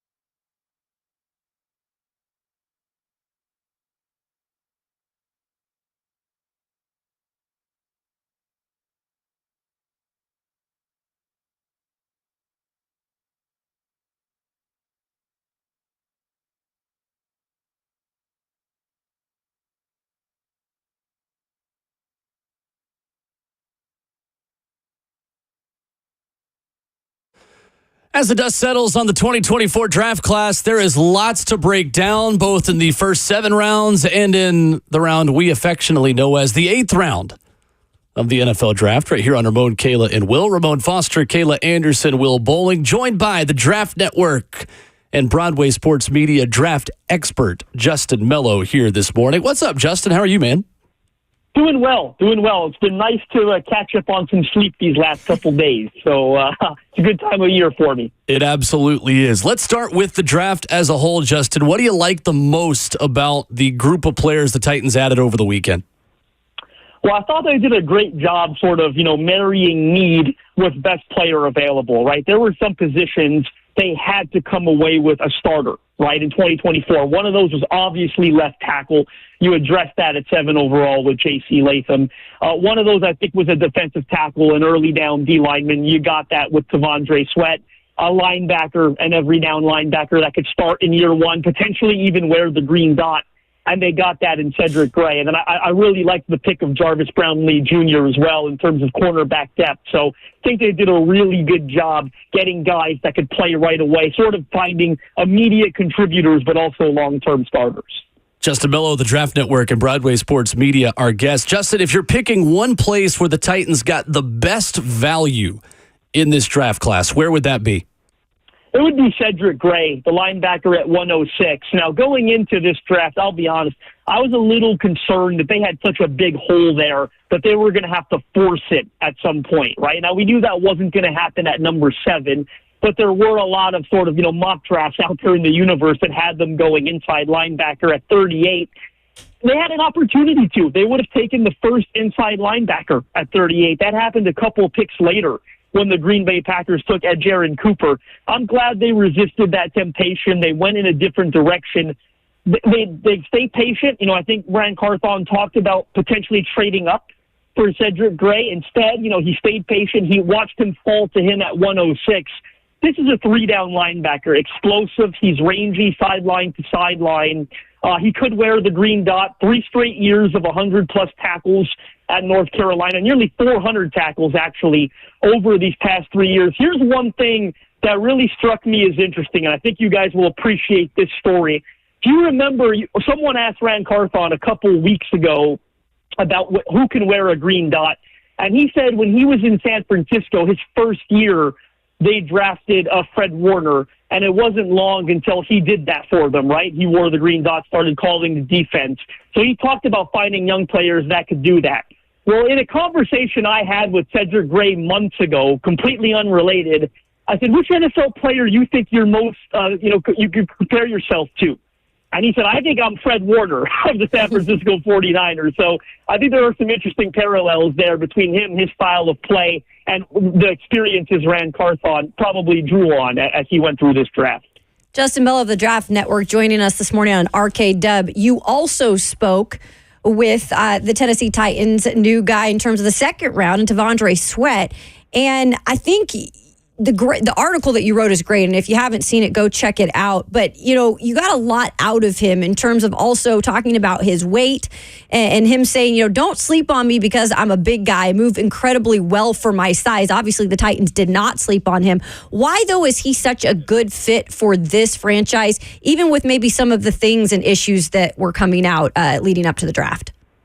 Well, I thought Brian Callahan painted a really interesting picture when he spoke about the picks shortly after it was made. He talked about how, as an offensive coordinator, I don't mind dealing with edge pressure, right? There are things you can do in the pocket to manipulate edge pressure. I hate planning for interior pressure, right? So this is a team that goes into the draft knowing they've got Jeffrey Simmons, one of the best 3-techs in the entire league, and now they're going to pair him with Tavondre Sweat, who's going to play next to him at 345, 360 pounds, whatever he plans to play at. And he's going to create that interior pressure. Offensive lines can't double team both of them, right? You got to pick one or the other. They're going to pick Jeffrey Simmons, obviously. So now you've got Sweat in one-on-one situations who's probably more powerful than 95% of the interior linemen he's going to encounter. Right, so he doesn't need to hit him with a bunch of pass rush moves. He doesn't have the deepest. He doesn't have to have the deepest bag. Bull rush, push that pocket, collapse the middle. Quarterback can't step up in the pocket. And they also needed a replacement for Tier Tart, right? An early down run guy. I don't care what anyone says. They missed him after they lost him last year. You saw it early on when he didn't play against the Colts and the Ravens at the time when they were stopping the run at a high level. They didn't do that when he wasn't in the lineup. So I think they did a good job finding a guy that's going to replace what T.R. Tart gave them, but also a bit more pass rush potential next to Jeffrey Simmons. Well, they're definitely building in the secondary in terms of some depth and going out and getting the Louisville cornerback in Jarvis Brownlee Jr. You said you really liked this pick. This guy is a guy who's also playing with a bit of a chip on his shoulder, right? Oh, man. So I spoke to him before the draft as well. I spoke to more than 200 prospects in this draft. He might have been my favorite, like from an attitude perspective. And you watch the tape, it's downright comical. Like, he wants to get in your face at the line of scrimmage and throw you to the ground. Now, you can't do that every snap in the NFL. They're probably going to have to coach that out of him a little bit. But you talk about aggressive, and he fits that Denard Wilson defense. In fact, when I was watching him on tape, I swear to you, I was like, this kid's got a little L'Jarius Sneed to his game. And it's funny, both of them were underappreciated coming out of the draft. They end up going, of course, in different drafts, but they end up going like 6 or 7 selections apart in the 4th round. He plays with that same attitude, that feistiness, that physical mindset.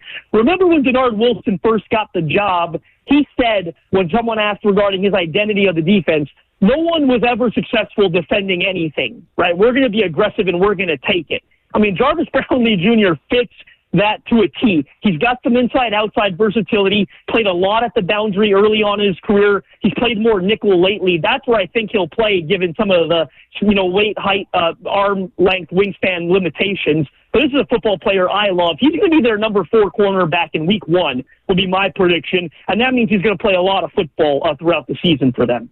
We're talking to Justin Melo of the Draft Network about value in the picks that the Titans selected in this 2024 draft. Justin, as it pertains to value, right? That's always what you want, man. Coaches and GMs keep their jobs because why? I found that gem that is now becoming Fred Warner because he was a 3rd-round pick, 70th overall, right? So when you look at Cedric Gray's situation of him being a 4th-rounder, and you also look at the project linebacker safety of James Williams, is there a thought or mindset there where you could see those 2 dudes be your interior linebackers at some point if development is what it is here in Nashville?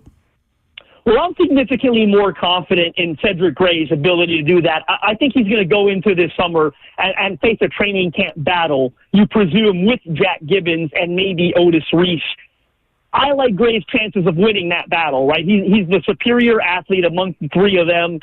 There's a reason they took him. He's so different from a profile perspective from a Jack Gibbons, who's more of a 2-down downhill thumper that, lacks great athletic ability. Cedric Gray's a 3-down guy. He might be their best coverage backer right away. Like that's not an area, of course, that Jack Gibbons plays in. And Kenneth Murray Jr. consistently struggled in coverage with the Chargers. So I think Gray's their best coverage backer. With Trey Williams, look, I like the pick. I just think we got to pump the brakes a little because he is going to face quite the acclimation, right, when it comes to making the position switch. Now, I know there are some similarities. When you're a safety, if you're playing downhill in the box, sometimes the assignments aren't all that different from what he'll be doing now, right, playing linebacker. But there is an acclimation process there. I think right away, I'll tell you, I think he's going to be a really, really good special teams player. I mean, you see the size, the length, the athleticism at linebacker. It's funny. If you saw this on Twitter, significantly more athletic profile when you compare him to other linebackers than when you compare him to safeties. So the athletic profile is above average for a linebacker. I think he's going to be a really, really good special teams player to start while he starts figuring out everything else when he's making the position switch. We're talking to Justin Melo this morning of the Draft Network. And just it's super interesting that we can talk about all things as it pertains to this draft, and somehow we leave J.C. Latham last. You know what I'm saying? Like, it's a situation it's for you, where though. No, not necessarily for me, because I feel like we talked about more T'Vondre Sweat and others, which is a great thing. I'll ask you this, and here's my assessment of him. There's one thing, Justin, that I don't think you have to worry about with a guy like him that has been somewhat problematic for this squad here at tackle. You don't have to worry about strength being an issue for him.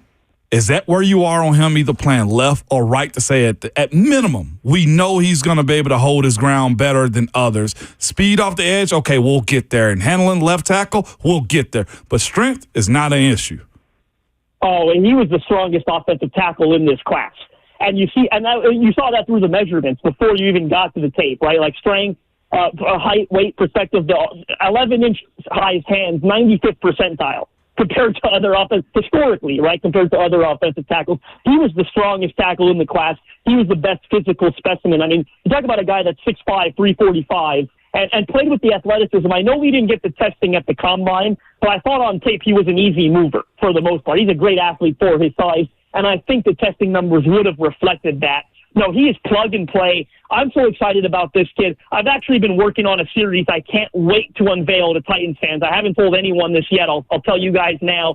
I've spent the last couple of days on the phone with his IMG head coach, Kevin Wright, at the time. I've gone with his O-line coach at IMG, George Higuamin, who he mentioned on draft night about the Trench King nickname and where it came from. I also hopped on the line with his offensive line coach at Alabama, Eric Wolford, who gave me unbelievable insight into the last 2 years at Alabama. This kid is plug and play. Those three guys got me so excited for his potential. The different stories I've heard from his high school days at Catholic Memorial to Alabama here, like, this guy's plug and play for them. He's going to play left tackle. The Titans weren't the only team that thought it. That's some of the insight I got over these last couple of days. Eric Wolford at Alabama, he said almost every team was in touch with me, and a lot of them talked about, he'd play left tackle for us. He would play left tackle for us. So if there's any concern out there, just know the Titans, that was the general consensus, that a lot of teams saw him at left tackle. Hey, you better watch out, Justin. There'll be people out here about saying you pandering to the team when you say stuff like that, okay? You put articles out like that, you create enemies. Just trust me on this one, okay? I'm excited to release them. It's very interesting to talk to those three guys and get some insight. Well, we are looking forward to reading that. Justin M_NFL, where you follow Justin Melo on Twitter. Going back to Cedric Gray, Justin, why do you think he fell as far as he did to where the Titans had the opportunity to take him? Well, first of all, linebacker is not a very premium position in the NFL draft, right? There weren't a ton of them that went before him. Memory escapes me now on exactly how many, but like I said earlier, we got the first one at 45th overall in Jaron Cooper, right? So it's not like it's a position that's targeted frequently and often. Think of their history, right? Like, why did Jayon Brown fall to them in, I think, the 5th round once upon a time? They had David Long Jr. in the 5th round. They've had a ton of Azeez El-Shire went on, I know he wasn't one of theirs, but he went undrafted, right? Like, so linebacker, traditionally speaking, like guard, when they had Nate Davis in the 3rd round, that's a position where you can get starters at 100 overall or later. In fact, after Jaron Cooper was taken at 45, we didn't get another one until 69 in Junior Colson. We got a couple afterwards. Trayvon Wallace went 72 to the Carolina Panthers, but there weren't a ton of linebackers. Cowboys took one at 87. I think he was the 6th linebacker drafted there at 104 or 6th or 7th. So this is a good football player. Again, I think that traditionally that's a position you can find great value at in those. I like the one that went even at Jordan McGee to the Commanders at like 140. Mm-hmm. I thought he was going to go at 90. Yeah. So it's always a position you find good value at. Justin, I know you had spoken with Texas Tech offensive lineman Cole Spencer, former Western Kentucky lineman as well, about coming to the Titans' local pro day, which he was eligible to attend as a WKU graduate. The Titans reportedly bringing him in as an undrafted player. We are always partial to the 8th round of the NFL draft, considering we have an 11-year NFL veteran who was undrafted in the room. Is Cole Spencer a guy that you're looking at as one of the most likely to make this roster as an undrafted? And what do you think the Titans could like about him? I am. So we've got 15 reported names on the UDFA list right now. We're waiting for the Titans, of course, to confirm which ones they've actually signed. Medicals will play a role, things of that nature. But this Cole Spencer kid, to my knowledge, they gave him the biggest guarantee out of any player that they're signing, $75,000 guaranteed. Okay, that's 65 of the salary guarantee. There's a 10 roster bonus, okay? The Big 12 Pro Day, this guy runs a 4.89. He leads a 30.5-inch vert, 9.4 broad, 30 reps on the bench. So if you're worried this is an athletic guy, he's not strong. 30 reps on the bench, okay? The relative athletic score is a 9.43 out of 10. They did not draft an interior offensive lineman in this class, okay? There's some injury concern here. He only played 6 games this past year with a leg injury. He missed the whole 2022 campaign at WKU with a preseason injury. I think he would have got drafted if it wasn't for the injuries. You look at what this roster has. I did the homework. They kept 6 interior linemen last year on the initial 53, okay? That's a bit much, but if they keep 5, say, this year, I don't even know who the 5th one is right now. Peter Skoronsky, Sadi Charles, they got in free agency. We'll count Dylan Radins there and Daniel Brunskill. Those are 4 interior players. I don't know who the 5th is. You're looking at one of the UDFAs. They signed 3 of them in total in the interior, but Cole Spencer potentially being the 5th. Then you've got holdovers like Andrew Rupsich and Latavius Simmons. I'd probably put Cole Spencer ahead of those guys, right? You think time's probably running out for them. And the money they gave this guy tells you they were very interested in the services. He met with Bill Callahan for hours after the local pro day. This is a Bill Callahan signing in my books. I think he's got the best chance of any UDFA. Justin Melo of the Draft Network joining us. Yeah, and you were right on in terms of UDAs, and I know that you've got to make those official. But in terms of other guys, especially the running back position, I thought this was interesting when you look at what they have at the position already, bringing in a couple guys. Who do you feel like will be the dudes going into camp at running back for them? Well, we know who the 1 and 2 are, so you're battling for the 3 spot. Julius, Chestnut's still with the team, and then they reportedly signed 2 UDFAs, Jabari Small, who's well known around these parts, right, playing for Tennessee, and then Dylan Johnson from Washington. I loved that. When I think of a third running back, I think of a guy that's got a little power to him. I think of the Julius Chestnut profile, right, and what they've gotten from him over the last couple of years. Dylan Johnson's the one that sticks out to me. I'm sorry, Vols fans, but Johnson's the one that sticks out to me at 5'11", 217. He's got great strength. He put up 24 reps on the bench. The athletic profile leaves a little to be desired. The 40 wasn't great, but the 10-yard split was pretty good. He played this past year at Washington. He was at Mississippi State before. He had a breakout year for an explosive Huskies offense that went to the national championship game. Right, he rushed for 1,200 yards and 16 touchdowns. Right, he left Mississippi State looking for a bigger opportunity, and he found it at a more successful program in Washington. By the way, he's also good coming out of the backfield. 139 catches in 3 years at Mississippi State, about 25 catches this past year at Washington. So he's versatile. He's experienced on third down. He's strong enough. He can pass protect. He can catch the football. He's a between the tackles powerful runner. So Dylan Johnson's one that really sticks out to me at running back.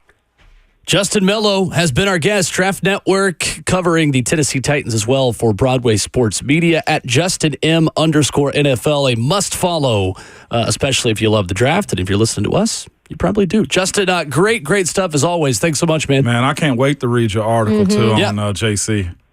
I can't wait to put them out. I'm just putting the finishing touches on. Hoping to release the first one on Monday. That'll be with the IMG head coach, Kevin Wright. And I asked him some tough questions, so there'll be some good information in there. Love it. Great stuff, Justin. Thanks, man.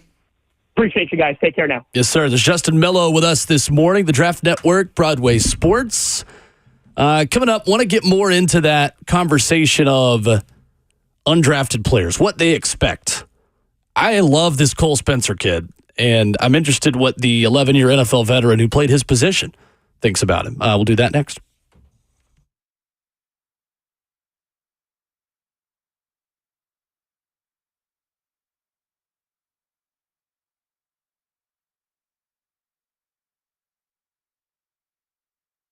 It's Ramon Foster here for Secure Lawn, telling you guys, man, you're probably looking at your yards and probably thinking you missed out. No, absolutely not, man. Secure Lawn is here to service your yard throughout the summer, man, and get you in the best tip-top shape as far as the health of your grass. You're probably thinking to yourself, Ramon, what do you mean the health of my grass? Well, guess what happens when you got something good?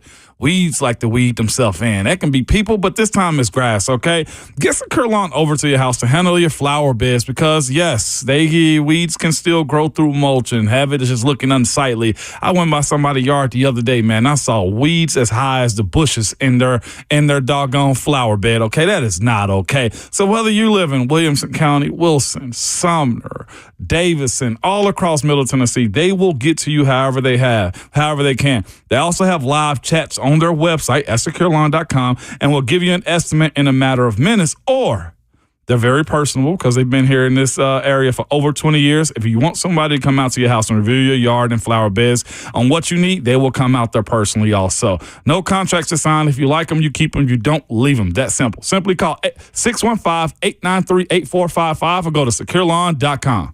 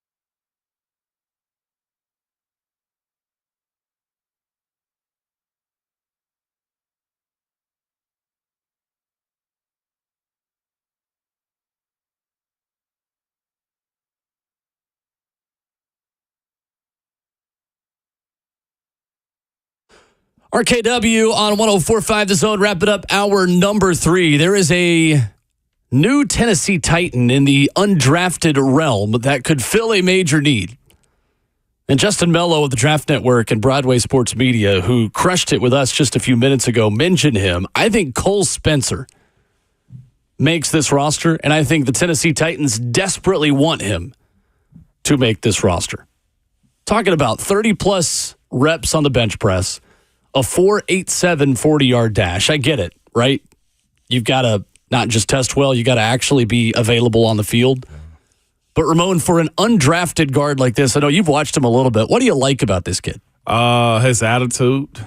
Again, I've said this from the get-go after this draft. They went for an attitude type of team. They're going to try to change the perception of what they are and how they play football here. Again, he pulls. He's a roll grader up the middle. Also has some position flexibility too. And that's another trend I think we're realizing with Bill Callahan is this also. He's got players, except for his center, Lloyd Cushenberry, because why would you move him around, that are very versed in their flexibility when it comes down to moving from right to left, center to guard, guard to tackle, and stuff like that. Cole Spencer, though, is aggressive. Good hands, good movement. Injuries, as Justin Melo said just a second ago, has been the issue that they've had. And I think it's a bigger testament, too, for him to have not played that last season at Western Kentucky and still was able to hit the portal and go to a Big 12 school like Texas Tech. Mm-hmm. That says a lot about what they thought about him, too. Fighter.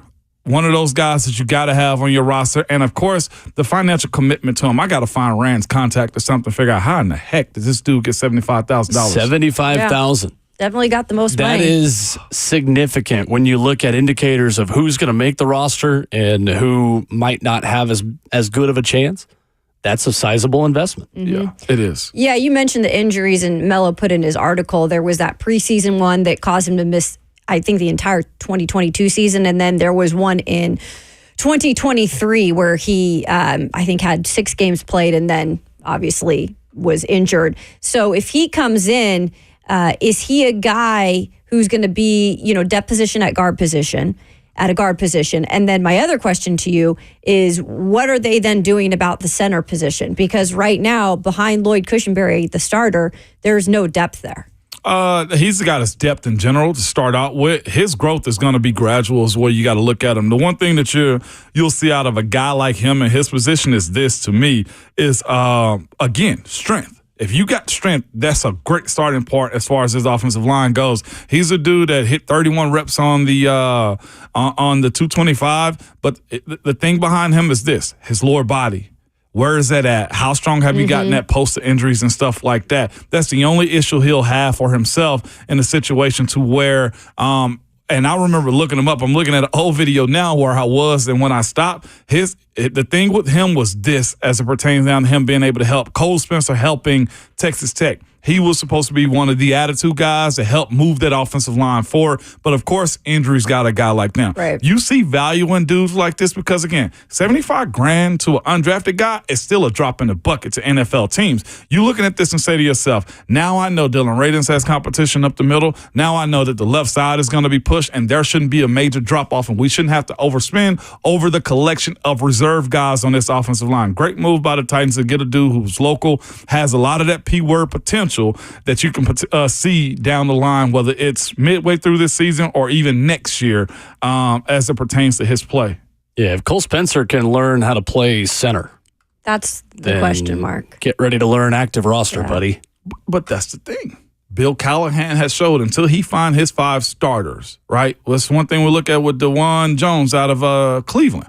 You're going to move around. Nobody's pigeonholed into a spot when you have a coach like him because position flexibility and the use of only having 7 offensive linemen on game day is one of those things that you have to have in your arsenal. There's a saying, and I'm going to always go back to it now because I think we're seeing it with this team. The more you can do, the longer you stay around. Mm-hmm. I think Bill Callahan is having to start from scratch with a lot of the guys on the roster. So at that point, if you're having to reteach maybe some basic things that weren't being taught under the previous coaching staff, and a guy who had 0 years of experience as an offensive line coach, and Jason Hoteling previously under Mike Vrabel, you might as well start from scratch with a guy that you've handpicked. Sure. That's maybe more moldable and hasn't created as many habits as a pro, maybe I'm reaching there, but I think it's reasonable to think that whoever Bill Callahan is handpicking to join this line has a really good chance of making the roster over the incumbents. Yeah, that's fair to say. Again, we it's his guys. Now that he can put his flavor on and teach them up to how to be good offensive linemen and expectation of play, too. It's an interesting note from Justin Melo, though, who just hung up the phone with us a few minutes ago, that after Big 12 Media Day, Cole Spencer and Bill Callahan had a lengthy conversation. Yeah, he's been targeting him for a minute. Intriguing. So something to monitor as the offseason continues here in Tennessee. Something to monitor is whenever Rhett Bryan comes in studio. And he will do that next for hour number 4. We will dive into the 2024 draft class, guys. He has been vetting for months. We'll ask him the same question we asked Justin. Where did the Titans get the best value in the 2024 draft class? Rhett Bryan at Titans Radio joins us next.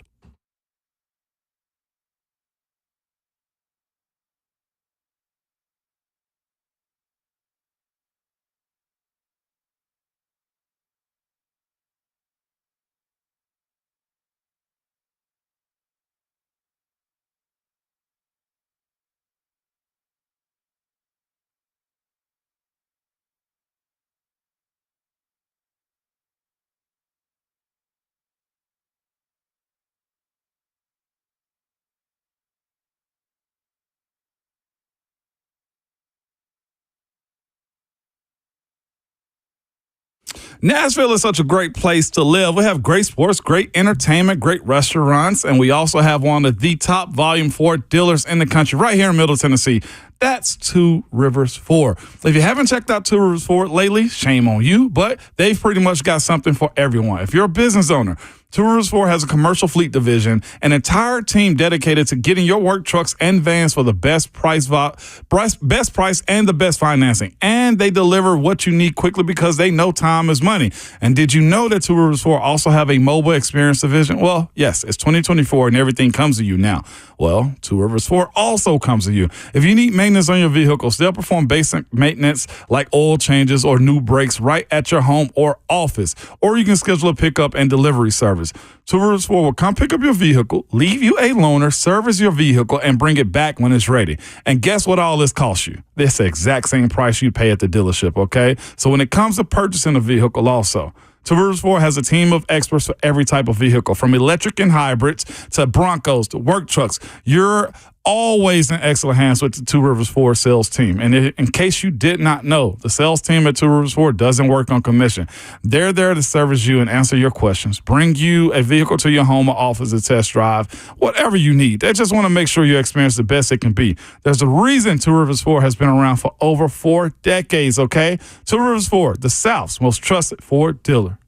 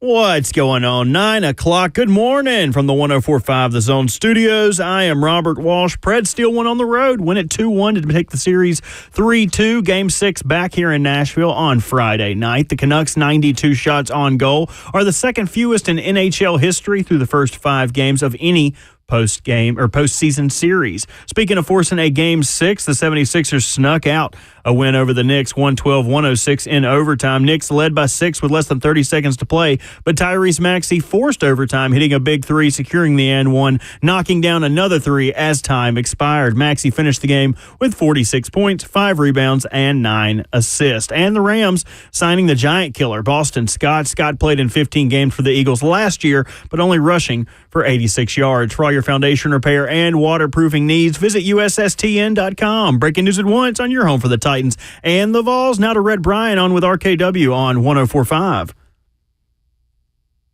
The Zone.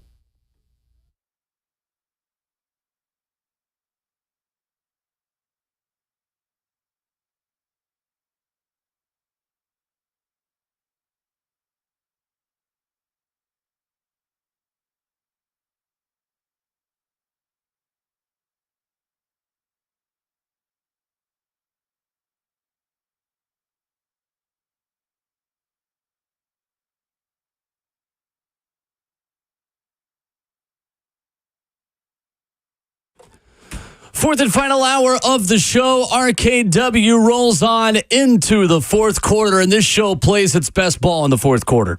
Oh, yeah. Wednesday mornings at 9 o'clock, Rhett Bryan at Titans Radio joins Ramon Foster, Kayla Anderson, Robert Walsh spinning the hits, myself, Will Bowling. And we begin today with a congratulations on another draft. Well done on Titans Radio. Enjoyed following along, of course. You overcame the 8th round pick that is sitting next to you very well. Did a great job, Rhett Bryan. Well, just a little cog in the machine. Everybody else around me is what makes it all happen. Ramon, that was what, your third draft? Third draft. Nicely done, sir. I thought y'all was going Wild. to kick me out after the first. No. You know what you're talking about this year, at least. No, I'm kidding, of course. That was a lot of fun. It was a lot of work leading up to that. You know, I had people reach out and go, Rhett, how long have you been? I'm like, yeah, you remember that big snow that we had and the freeze that came after, like right after the season was over? It's like that week. The freeze. Man. Yeah, definitely. So I think people also noticed watching on Zone TV of y'all's Titans radio coverage, night one especially, you could see the binders that everyone had as well, sitting on that really cool, like Titans-looking desk. Mm-hmm. It's pretty awesome. yeah, that's the one that Mike and Amy call it the Starship Enterprise. It's kind of shaped like that ship. And anyway. What's funny, though, is Mike Keefe told the world that, hey, yeah, Brent Hubbs is here because Coach Mack told him to come back here. Like, it wasn't, I ain't going to say it wasn't the plan, but Mack said, come on back the next year, and Brent Hubbs obliged. Yeah. And he got to hang with you. They did in person, even though he done shot me out on his social media before it happened. No, He didn't know. Brent always does a great job. That's his second year he's done that with us on night two. And it just makes more sense because, I mean, he knows all the recruiting stories behind these young men from way back when. He enlightened me real quick on, again, we're talking about everybody but the first rounder. Tavondre, though. 100+ pounds from his senior year until he went into college. So that explains, if you look at his tape, why he sees himself as a big athlete, you know, because he was an outside linebacker. I think that's super unique. And watching how guys transition into different positions, you know what I'm saying, to where they're a D lineman, then they got to play O-line where you see that flair. Well, for him, he was a D lineman that was smaller as an outside guy, moved inside. So that's why you see him trying to be one of those, let me show you I can play 3 down type of dudes. Love it. So Mike Keith tweeted this out the other day of Coach Mack-isms. There were Rhett-isms. There were Mike Keith-isms. Like, I love the highlight reel of all of you guys that have been put out. I want to play the Coach Mack one again because I'm curious what your favorite one of these is, having heard probably hundreds of these phrases. This was Mike Keith on Twitter putting this out, courtesy of Titans Radio. How many players have you evaluated, Coach? 230. He's been put in a trash masher. This guy's also a dog. I mean, he's like a dog on a rabbit. He doesn't have oily hips. You count Sweat as one or two humans. He's like a Coke machine. He's just a ball of fire in there. That's pretty salty. And he will throw his face in the briar patch. We used to have a butt board. Frog. Oh, no. He's not just a front end loader that just drops his blade and just sits there. He's got a GPS to the ball. Frog. I wouldn't say he's elite Gumby. Frog. It's kind of like, cattle. The older they are, the bigger they get. They learn how to work with the herd. Frog. I love the frog inserts. So many good ones. So good. The guy that he just totally, when we did that OTP series, and he got to pass rushers, and there was a guy that he brought up totally randomly from Pittsburgh State. Yes. That was he looks like he's been in a trash masher because he's, 5'11" and a half or something. And, No kidding. And so Mike's like, but do you think you must really think he has a chance? No, not a chance at all. That's so great. funny. He's just throwing stuff out Love there. that.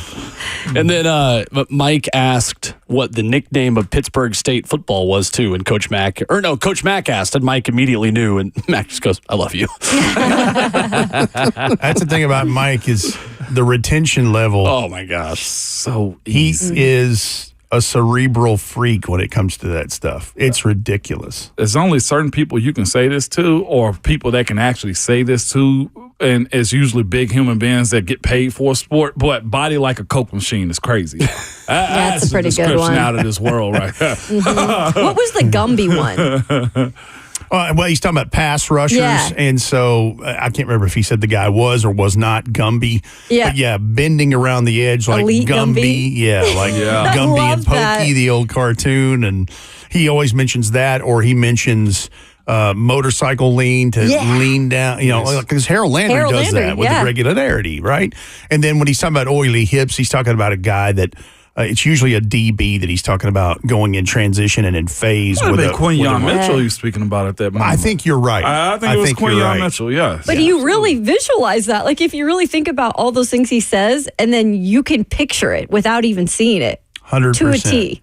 That's exactly right. It's interesting, though. One of the big challenges the Texans have in Houston as a franchise, as far as edge rushers, they can't get any edge rushers with oily hips because they don't have rights to anything Oilers. Wow. He took the long way around, but man, he delivered when it got there, right? Yep. The thing I love about Mac is he will work in things like, so here's the thing that I've discovered over the time that he's been back here working with us. So everybody's got regional dialect and regional isms and sayings. And there's, a Mid-South version versus a West Texas version, things I'd hear my grandfather say. So he started working some of those in the broadcast. So my great-grandfather, when it would come a thunderstorm and it was rolling thunder, he said, "That sounds like the tater wagon coming down the road, And so when he used it a couple times during games last year. It was like somebody popped somebody over the middle. That's a tater wagon shot right there. And then the other one, awesome. One I think he used once. My other grandfather used to say the word. He was talking about when you had a pair of mules. And you overwork the mules, you tear up Jack and skint Jenny. Wow. And so he tore up Jack and skint Jenny on that play. It's great. I love that. Just It's really old good. country stuff that you wouldn't, you'd have to be rural to kind of understand what the heck's going on. I got a good one. This one is basically a hard head, make a soft bottom. That one's one I always heard. You don't believe fat meat is greasy, huh? Nice. I was going to say Tater Wagon, I think, is opening on the first day of the Bonnaroo New Artist Band stage this year. I can't wait to do that. We got to bring you in again for that segment. Oh, we will. We absolutely What was will. the one? A Diarrhea Planet? Yes. Oh, my Lord. What a terrible That was name. real. Shocked by that one. Oh, man. Rhett Bryan at Titans I don't Radio. want to live on that planet at In all. studio with us.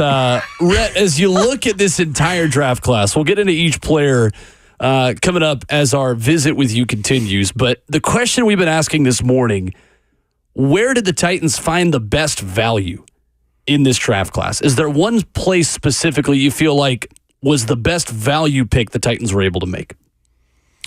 It may very well be Cedric Gray, the linebacker, in day 3. Wow. It may very well be just because he was taken 106 overall in the fourth round.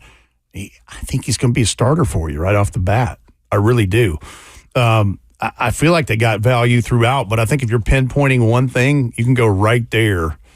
And look, it's not an uncommon thing. It's just like, Justin Melo told you guys earlier on the show. There's been day 3 picks by a lot of teams, especially at the linebacker position, where they end up being starters immediately, or if they gradually do, they end up having nice careers or whatever. Just because linebacker position's so different in the NFL, as in terms of what's needed in the whole thing. That's fascinating too. Again, when we're talking about positions and how important they are and were versus then versus now, he did bring up that point to where the middle linebacker position is sort of like the running back position. If you look at how spread out they were over the course of this draft, you still say to yourself, you go back 10 years, he's probably a day 2 guy, as Cedric Gray's, projection would have been for what the game can be. Because again, now we speak more about it's been replaced by this position, the nickel, the linebacker, the nickel. And guess what? The nickel cornerbacks, there was a covey of those a run on those started in night 2, and really in day 3 there was a ton of them. You're drafting for nickels now. Ton of them. So having 2 linebackers up the middle is a different world to live in. Now, there's a role for Cedric Gray. He has to play and be a green dot and be one of those guys that's on the field at all times. But what you also get real quick, though, is you get Cedric Gray on the field, and we know that Kenneth Murray can rush, right? So you can pull a big off and have Kenneth Murray stay on the field and still be in your nickel defense and supplement that into that excites me is what I'm telling you. Absolutely. And to go back to your conversation, and by the way, 104.5 The Zone podcast for this one, if you weren't around during the 6 o'clock hour, you had the discussion about who's going to wear the green dot. And I think Cedric Gray's probably going to be the guy to wear the green dot. But you also brought up a great subject of that, in that if something happens to Cedric Gray, who could it be? It could very well be Amani Hooker. I remember when Brand told you all that the other day. And I'm like, that makes total sense, because there are safeties that do these on defenses. But, I think Cedric Gray, that's why I say, that might be the value right there, because, clearly the leadership skills are there. You heard his Zoom call on Saturday. He was fantastic. Yeah, and you could hear it in his voice. 2-time captain, leader. Yep. It's not. So that's what I like about a lot of these guys that you see when you look at their backgrounds. When they have leadership positions like that, I don't think it's going to be hard for veterans or coaches to show them, air quotes here, how to be a pro. Yeah. And they'll transition to that pretty well. And Rhett, that's why I love what they did in the draft, because the minute that Brian Callahan and staff came in, they have said everything and done everything the way they said it. Like, he brought in the point to the table of drafting guys from bigger schools, captains, leadership. And that's really what you've seen at some of these positions. And specifically, that's the one that stood out to me a lot. Yeah, and hindsight in this too, and I know we got to go to break, but I'll wrap it up with this. What they did in free agency, because they finally had some money to spend, you heard people say through the pre-draft process, they've set themselves up for the draft to fall to them. Well, that's exactly their approach. They didn't make one trade. Yep. They made every pick and made it in the spot they were going to, they originally had it sorted out to them. So that's what that means. And that was the essence of letting the draft fall to you, is what they just did. Yeah. We'll break down every new member of the Titans roster from the NFL draft class coming up with Rhett Bryan. We'll also take a look at where they could still fill needs in the next wave of free agency, which started really around the league over the last 48 hours. Rhett Bryan at Titans Radio in studio with us as we continue Hour 4 on RKW.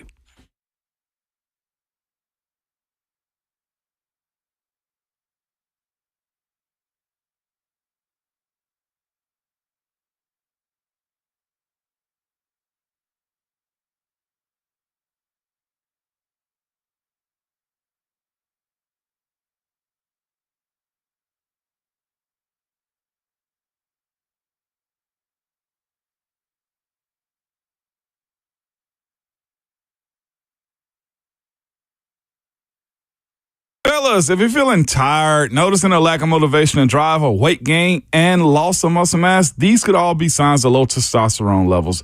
Don't wait. Y'all got to find out right now, okay? At Low T Center, they make it easy to get your levels checked. It's just a simple blood test, and with their on-site lab, you'll get your results back in about 25 minutes. Low T Center is not a typical doctor's office. It's a concierge medicine for men. The physicians specialize in treating low testosterone with customized treatment for each patient. The experts at Low T Center have over a decade of experience helping patients achieve life-changing results, and most insurance is accepted for treatment. And they also have convenient treatment options, including physician-monitored self-inject treatments for established patients that ship directly to your home each month without the need to have to come in for weekly visits. Right now, at Low T Center, it's only $25 to get your T levels tested with results back in about 25 minutes. So get back to your best. Go to lowtcenter.com to book your appointment online today. That's lowtcenter.com. Low T Center, reinventing men's healthcare.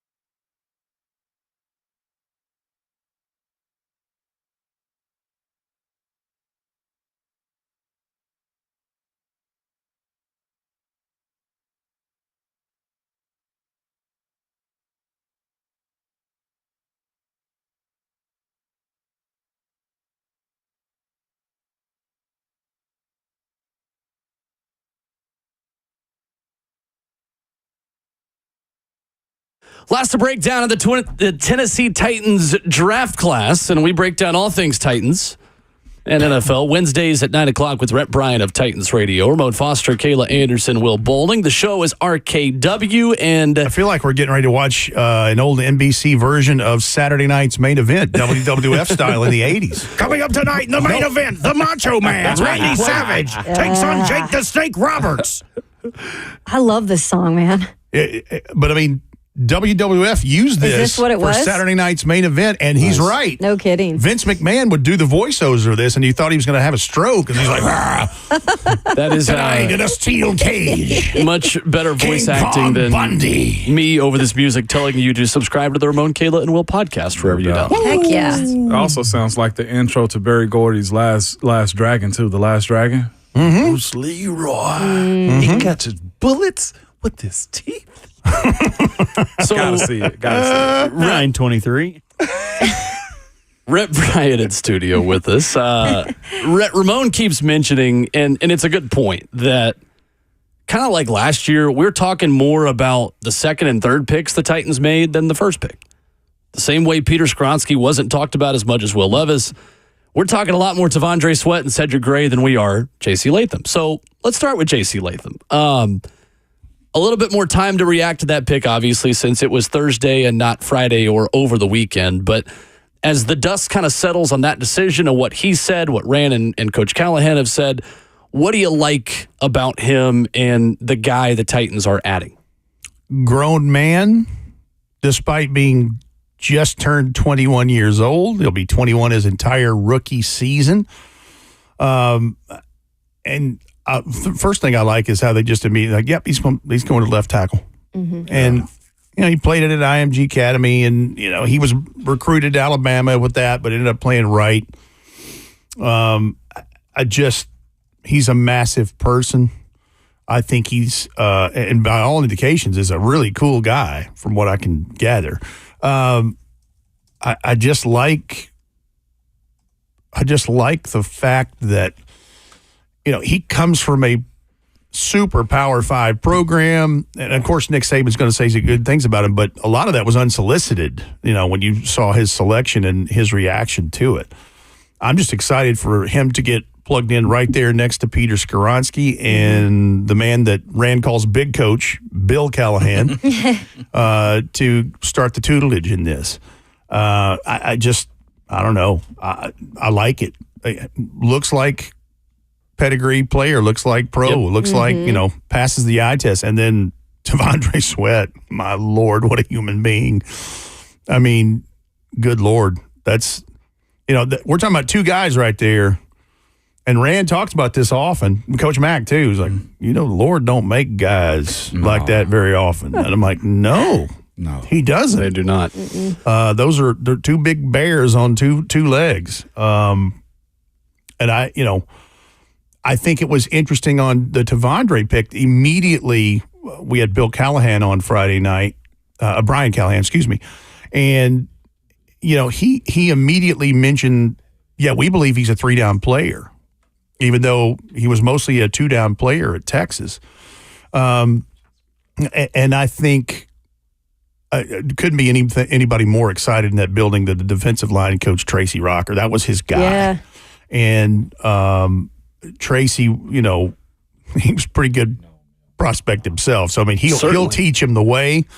And look, as far as the off the field stuff, I'm not minimizing this at all, but I am a firm believer that he has two go-to sources to keep things straight. One of them is Jeffrey Simmons, who arguably had a bigger blemish going into the draft. And the other is Keandre Coburn, who played at Texas, who's basically like his big brother from that program. So I don't worry about those kinds of things. And as long as he wants to learn how to be a pro, look, the weight stuff, that's going to be with him. He's just a big guy. For life. And so, as long as he learns how to do things around the building, and I think he's eternally grateful for, the Titans taking a chance on him, even though he got a DWI 3 weeks before the draft.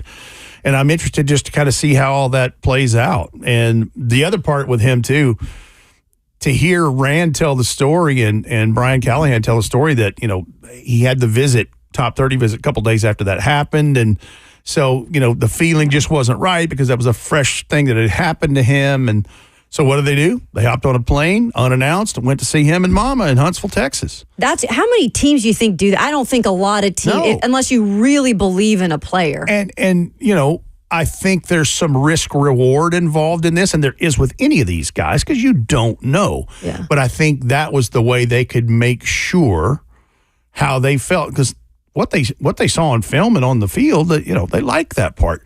But yeah, it's like a college recruiting visit almost. And from what I understand, the visit went really well. And so anyway, I'm at peace with the pick. I like the guy since we met him at the Senior Bowl, man. I mean, good Lord. How hard did we try to get him over to the table? Man, we wanted to bring him to the table and do a podcast with him so bad, but he was one of the guys that they had appointed to the podium in the ballroom during that media day on that Wednesday. And man, it was a sea of people around him, and they kept asking him questions and questions and questions.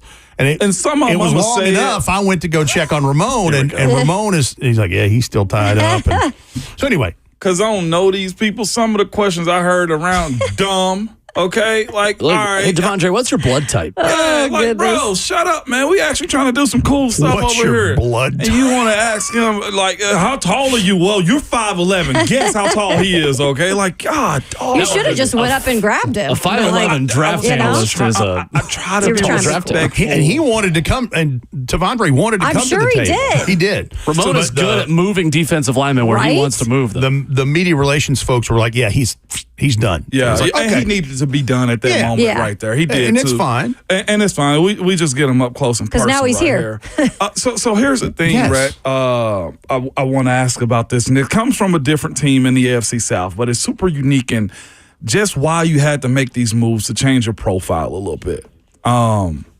CJ Stroud has been cooking Micah Parsons on this podcast. I think they've been doing this media tour together or whatever, man.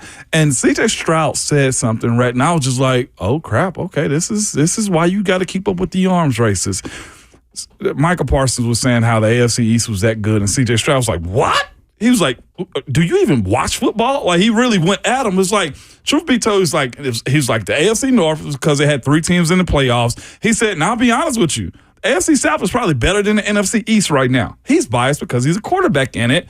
But when you look at where the AFC South is, where the quality of the teams can take a big jump in year 2, where are your feelings on his statements by saying, yes, we are on the way to not just being the last sentence of a paragraph anymore when it comes down to the AFC And you're talking about the division itself? The division itself, which is why you got to go get some bullies and change your profile. Well, and first of all, he ain't wrong because the AFC South has been bad for so long. You get all the top draft picks, and you're supposed to be better. Yeah, that's and then when you have salary cap situations that you can manage where you can acquire talent through free agency, which is what all 4 teams have done. And so, no, they're not the worst division in football and won't be this year either. Now, the one thing that Mr. Stroud's got to be careful with, defenses make adjustments in year 2. Yep. And he's going to have to counter that adjustment. So get ready. Yeah. It's coming. And Tavondre's a direct reflection of why. You know what I'm saying? That adjustment, right? Yeah. You got to go get the quarterback up the middle. And Callahan said that in his presser, too. It's the headaches up the middle. And he had a guy on his team and Geno Atkins that caused teams headaches like that, too. And DJ Reader. You know it firsthand. Yeah. There was obviously a mix of offensive, defensive players taken in this draft. I want to go back to offense for a minute with the pick of Jaquan Jackson out of Tulane. And Rand mentioned, Rhett, specifically to him being possibly a role on special teams. What do you like about him? Besides, we have to give the obvious that he is a former teammate of our guy, your guy. Tajay Spears. Yeah, they were roommates in Spears. college. So here's the thing, and that's been some questions I've seen over the weekends. Like, well, why did they take Jaquan Jackson when they could have taken Malik Washington right there? One of the biggest reasons, in my opinion, just looking at their college experience, Malik Washington just added a role as a kick returner at Virginia his last year in college, whereas Jaquan Jackson has been a punt and kick returner his whole career in college, basically. I think at least the last 4 years. So I think that was the value there because, look, when you're taking guys in day 3, you're going to get some core special teams things in there because that's what's going to be required of them because of all the roster, numerology in this thing. So I think that's one of the tipping points in this. Jaquan is, he's an undersized receiver, just like Malik Washington, but, he still averaged 16 yards a catch. He had 17 touchdowns, 5'9" and change, 188, 4.42 in the 40, 32-inch vert. But had a 90-yard punt return for a touchdown in 2022, averaged 10.8 yards per punt return and 20.9 per kick return. And that was the other thing that gets lost in translation. With them changing the kickoff rules, now that is important. And you knew it was going to be a thing, at least in day 3, that you're going to find a guy that has kickoff or punt return, but especially kickoff return duties, because now that is a play that is significant again. So I feel like that was probably one of the tipping points in this.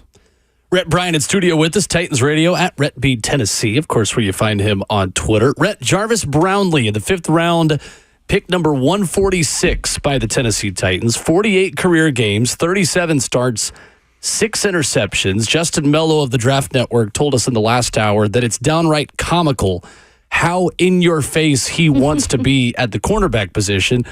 I thought it was especially meaningful just how angry he was to be picked where he was. That's common, obviously, in day 3, but you're getting a player who plays like he has a chip on his shoulder with an even bigger chip on his shoulder, perhaps, than Jarvis Brownlee. Alpha mentality, clearly. And when you think about, you just look at the one thing that stood out to me about his college stats, 28 pass breakups in college, which tells me he is around the ball. And while that's not the most, I think Quinyon Mitchell had the most with like 52 pass breakups. Yeah. Like he was a pass breakup machine. But if you look at that number 28, it's right there with all the top cornerback prospects and even better than some in a couple of regards. He is, in my opinion, he is like bleach for an opposing receiver. He is an irritant. He is going to be in your face. He is going to be in your lane. He's just going to irritate the you-know-what out of you. Yeah. And the guy on the show after us. Yeah. He's just, whoa, there it is. But he has straight line speed, 4.51, but he has quicks in short area. Had a 6.9 4.3 cone drill. So anything you do it under sub 7 like that, I'm like, yep. And here's what I love about all these day 3 guys. When you go read their bios, they have, and you're like, what I'm going to say, you're like, people are going to be like, Rhett, there's a lot of guys that have done this, but these guys love football. It goes back to the football character stuff that Rand was talking to us about, right? Mm-hmm. Jarvis Brownlee's been playing football since he was Pop Warner Pee-wee, like 4 or 5 years old. All these guys we're going to mention right now, same kind of thing.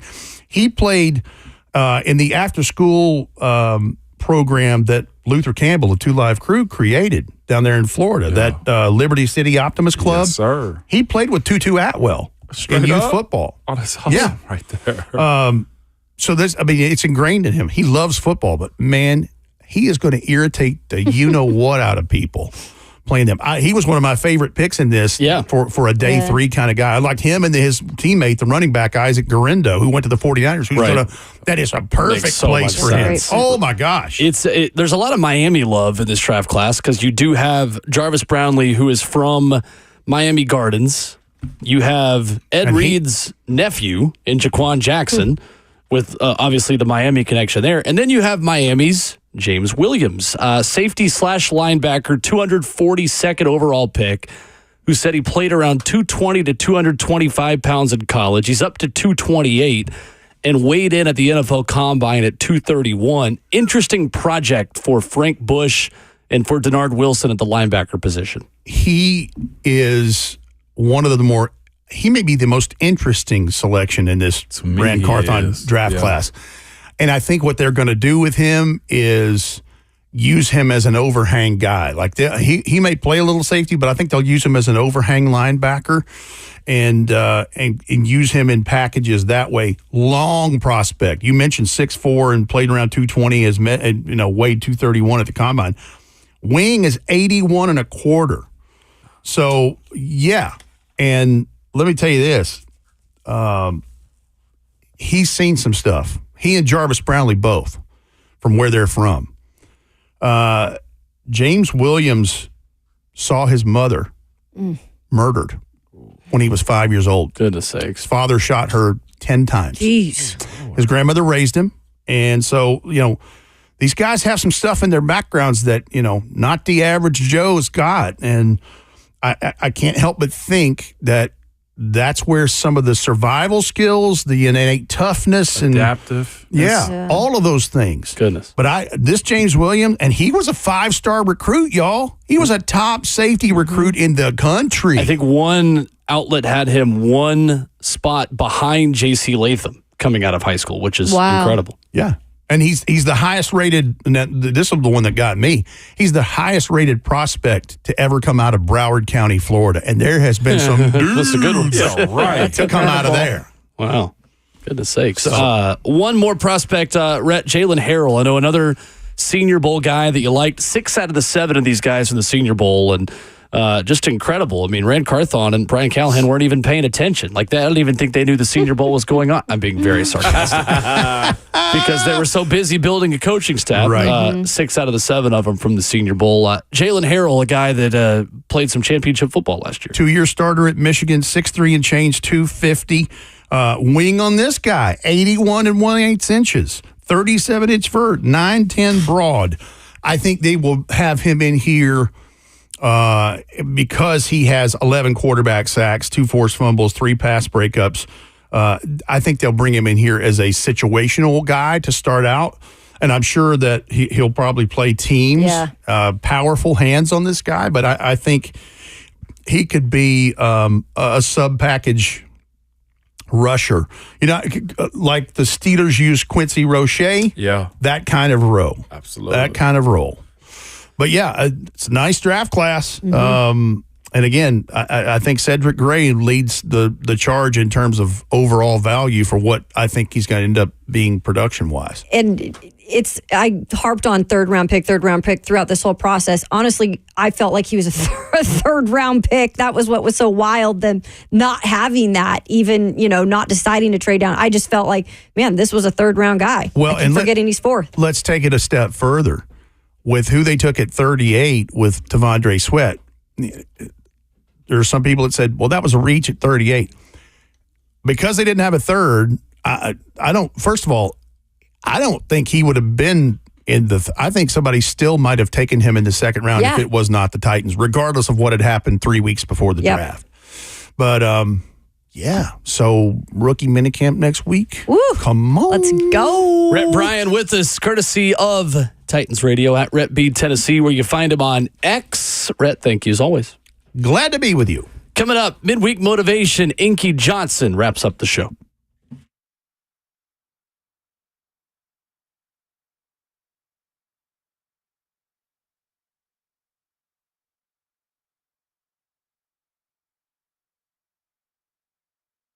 It's Ramon Foster here for Wesley Mortgage. I'm going to give you the website already. Y'all know I always like to do this, so you can hear it now and hear it later. It's whywesley.com, okay?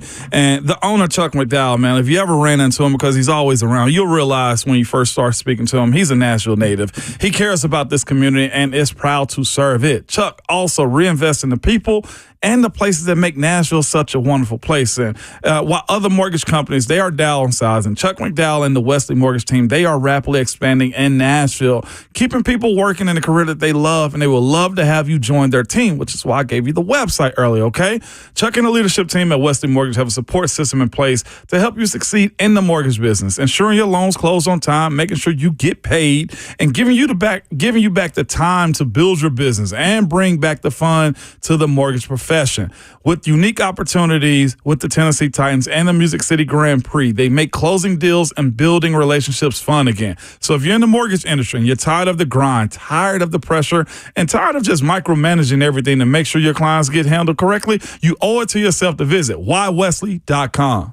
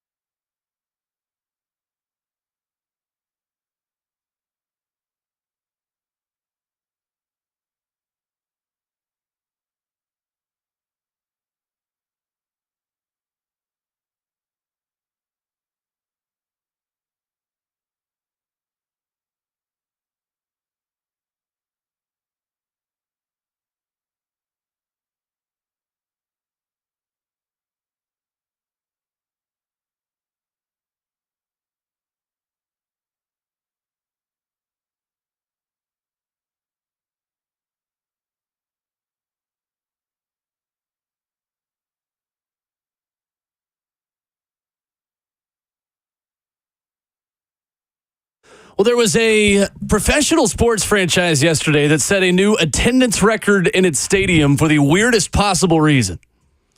RKW wrapping up the show. Inky Johnson is coming up in just a moment. Have you guys heard about Seymour Wiener? What? This is a real story. This is not a joke. 97-year-old veteran, World War II veteran, Seymour Wiener, went viral on opening day of the New York Mets season for being the Mets' honored veteran of the game. So the team, actually, for the first time in franchise history, did something smart, the New York Mets. They released an ad Wednesday starring Seymour Wiener as, and I quote in this tweet, Seymour Wiener wants you to come to Dollar Dog Night. $1 hot dogs on April the 30th, 7:10 p.m. It has a picture of Seymour Wiener, this 97-year-old World War II veteran, holding a hot dog above his head. And the graphic says, a Seymour Wiener approved message. They literally set the attendance record at Citi Field yesterday. What? Lifelong Brooklyn native, grew up rooting for the Dodgers, told The Athletic he was in Ebbets Field on April 17th, 1947, when Jackie Robinson got his first hit as a Dodger. And when they left for California in 1958, he became a Mets fan. So he has seen a lot of years of pain. Good for Seymour, getting honored for decades of being a Mets fan. That is and look at his jacket, man. If you look up Seymour Wiener, you should see his jacket. Now, be careful about just how go you to the spell Mets. that. Just go to the Mets Twitter page, and you'll see it there, just to be safe. Yeah, if you're on a company computer, don't type in Seymour Wiener. The fact that I can't control myself, I will say nothing. Dollar Dog Night. That's a great idea. $1 hot dogs. I bet it was. I bet it was, Will. I bet there was a lot of inspiration for the night. I wonder if his jacket has... Never mind. No, I'm not going to do it. It's actually really cool. Does it have Trojan? Never mind. Okay. All right. It doesn't have Trojan on it. It's a T on it. Doesn't have Trojan on it. Okay. He's a great guy. Yeah. I'm World sure. War II, he's 97 years old. Bad man. Now, the name is questionable. So the Mets, I'm retweeting this right now, at Ramon Kayla Will. Front Office Sports tweeted this out.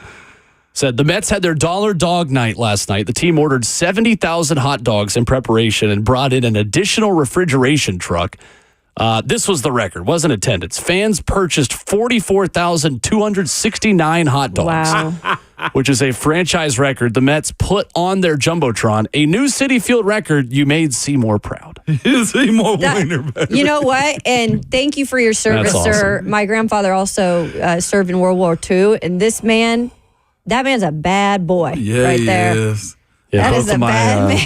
Both my grandfathers served as well. Throwing Much respect. Good stuff. Throwing out first pitches and selling hot dogs to fans who stuff Dollar them hot in their dogs, faces. man. Yeah. You got to look up the ad, though, like Will said. I mean, the picture It's of him great. holding up the dog, man, it Yeah. is priceless. I mean, sometimes you got to put it on display like that. He showed everybody what they were buying. Showed everybody what they were purchasing. Coming up tomorrow morning, Coach Dave McGinnis at Titans Radio at 7:20, breaking down the new Titans draft class. ESPN's Matt Miller at 9:20. He is not as high on the Titans draft class as many others. We'll get a different perspective from him. Always enjoy having him on the show. Before we get to Inky, guys, they actually just announced their veteran of the game for next week. It is General Hugh Jass. Hugh will be in attendance, so if you're in the New York area and want to go see him, General Hugh Jass will be in attendance. And with that, we transition to the end of the show. Seymour Butts. Inky Johnson joins us now for some midweek motivation. Inky, we need you this morning. What's going on? Y'all got me cracking up, man. Oh, my goodness. Oh, man. Does Hugh's ass show up with Seymour Butts? Bro, epic, legendary, legendary. It's an honor, man. It's an honor to be on. It's an honor to catch up, man. Thank you guys for the laughs. Much needed. But, man, I'm going to start us off with a quote, man, from my guy, Tom Brady. He said, you got to learn how to win when things aren't going your way. And so recently I was talking with an individual a very accomplished individual.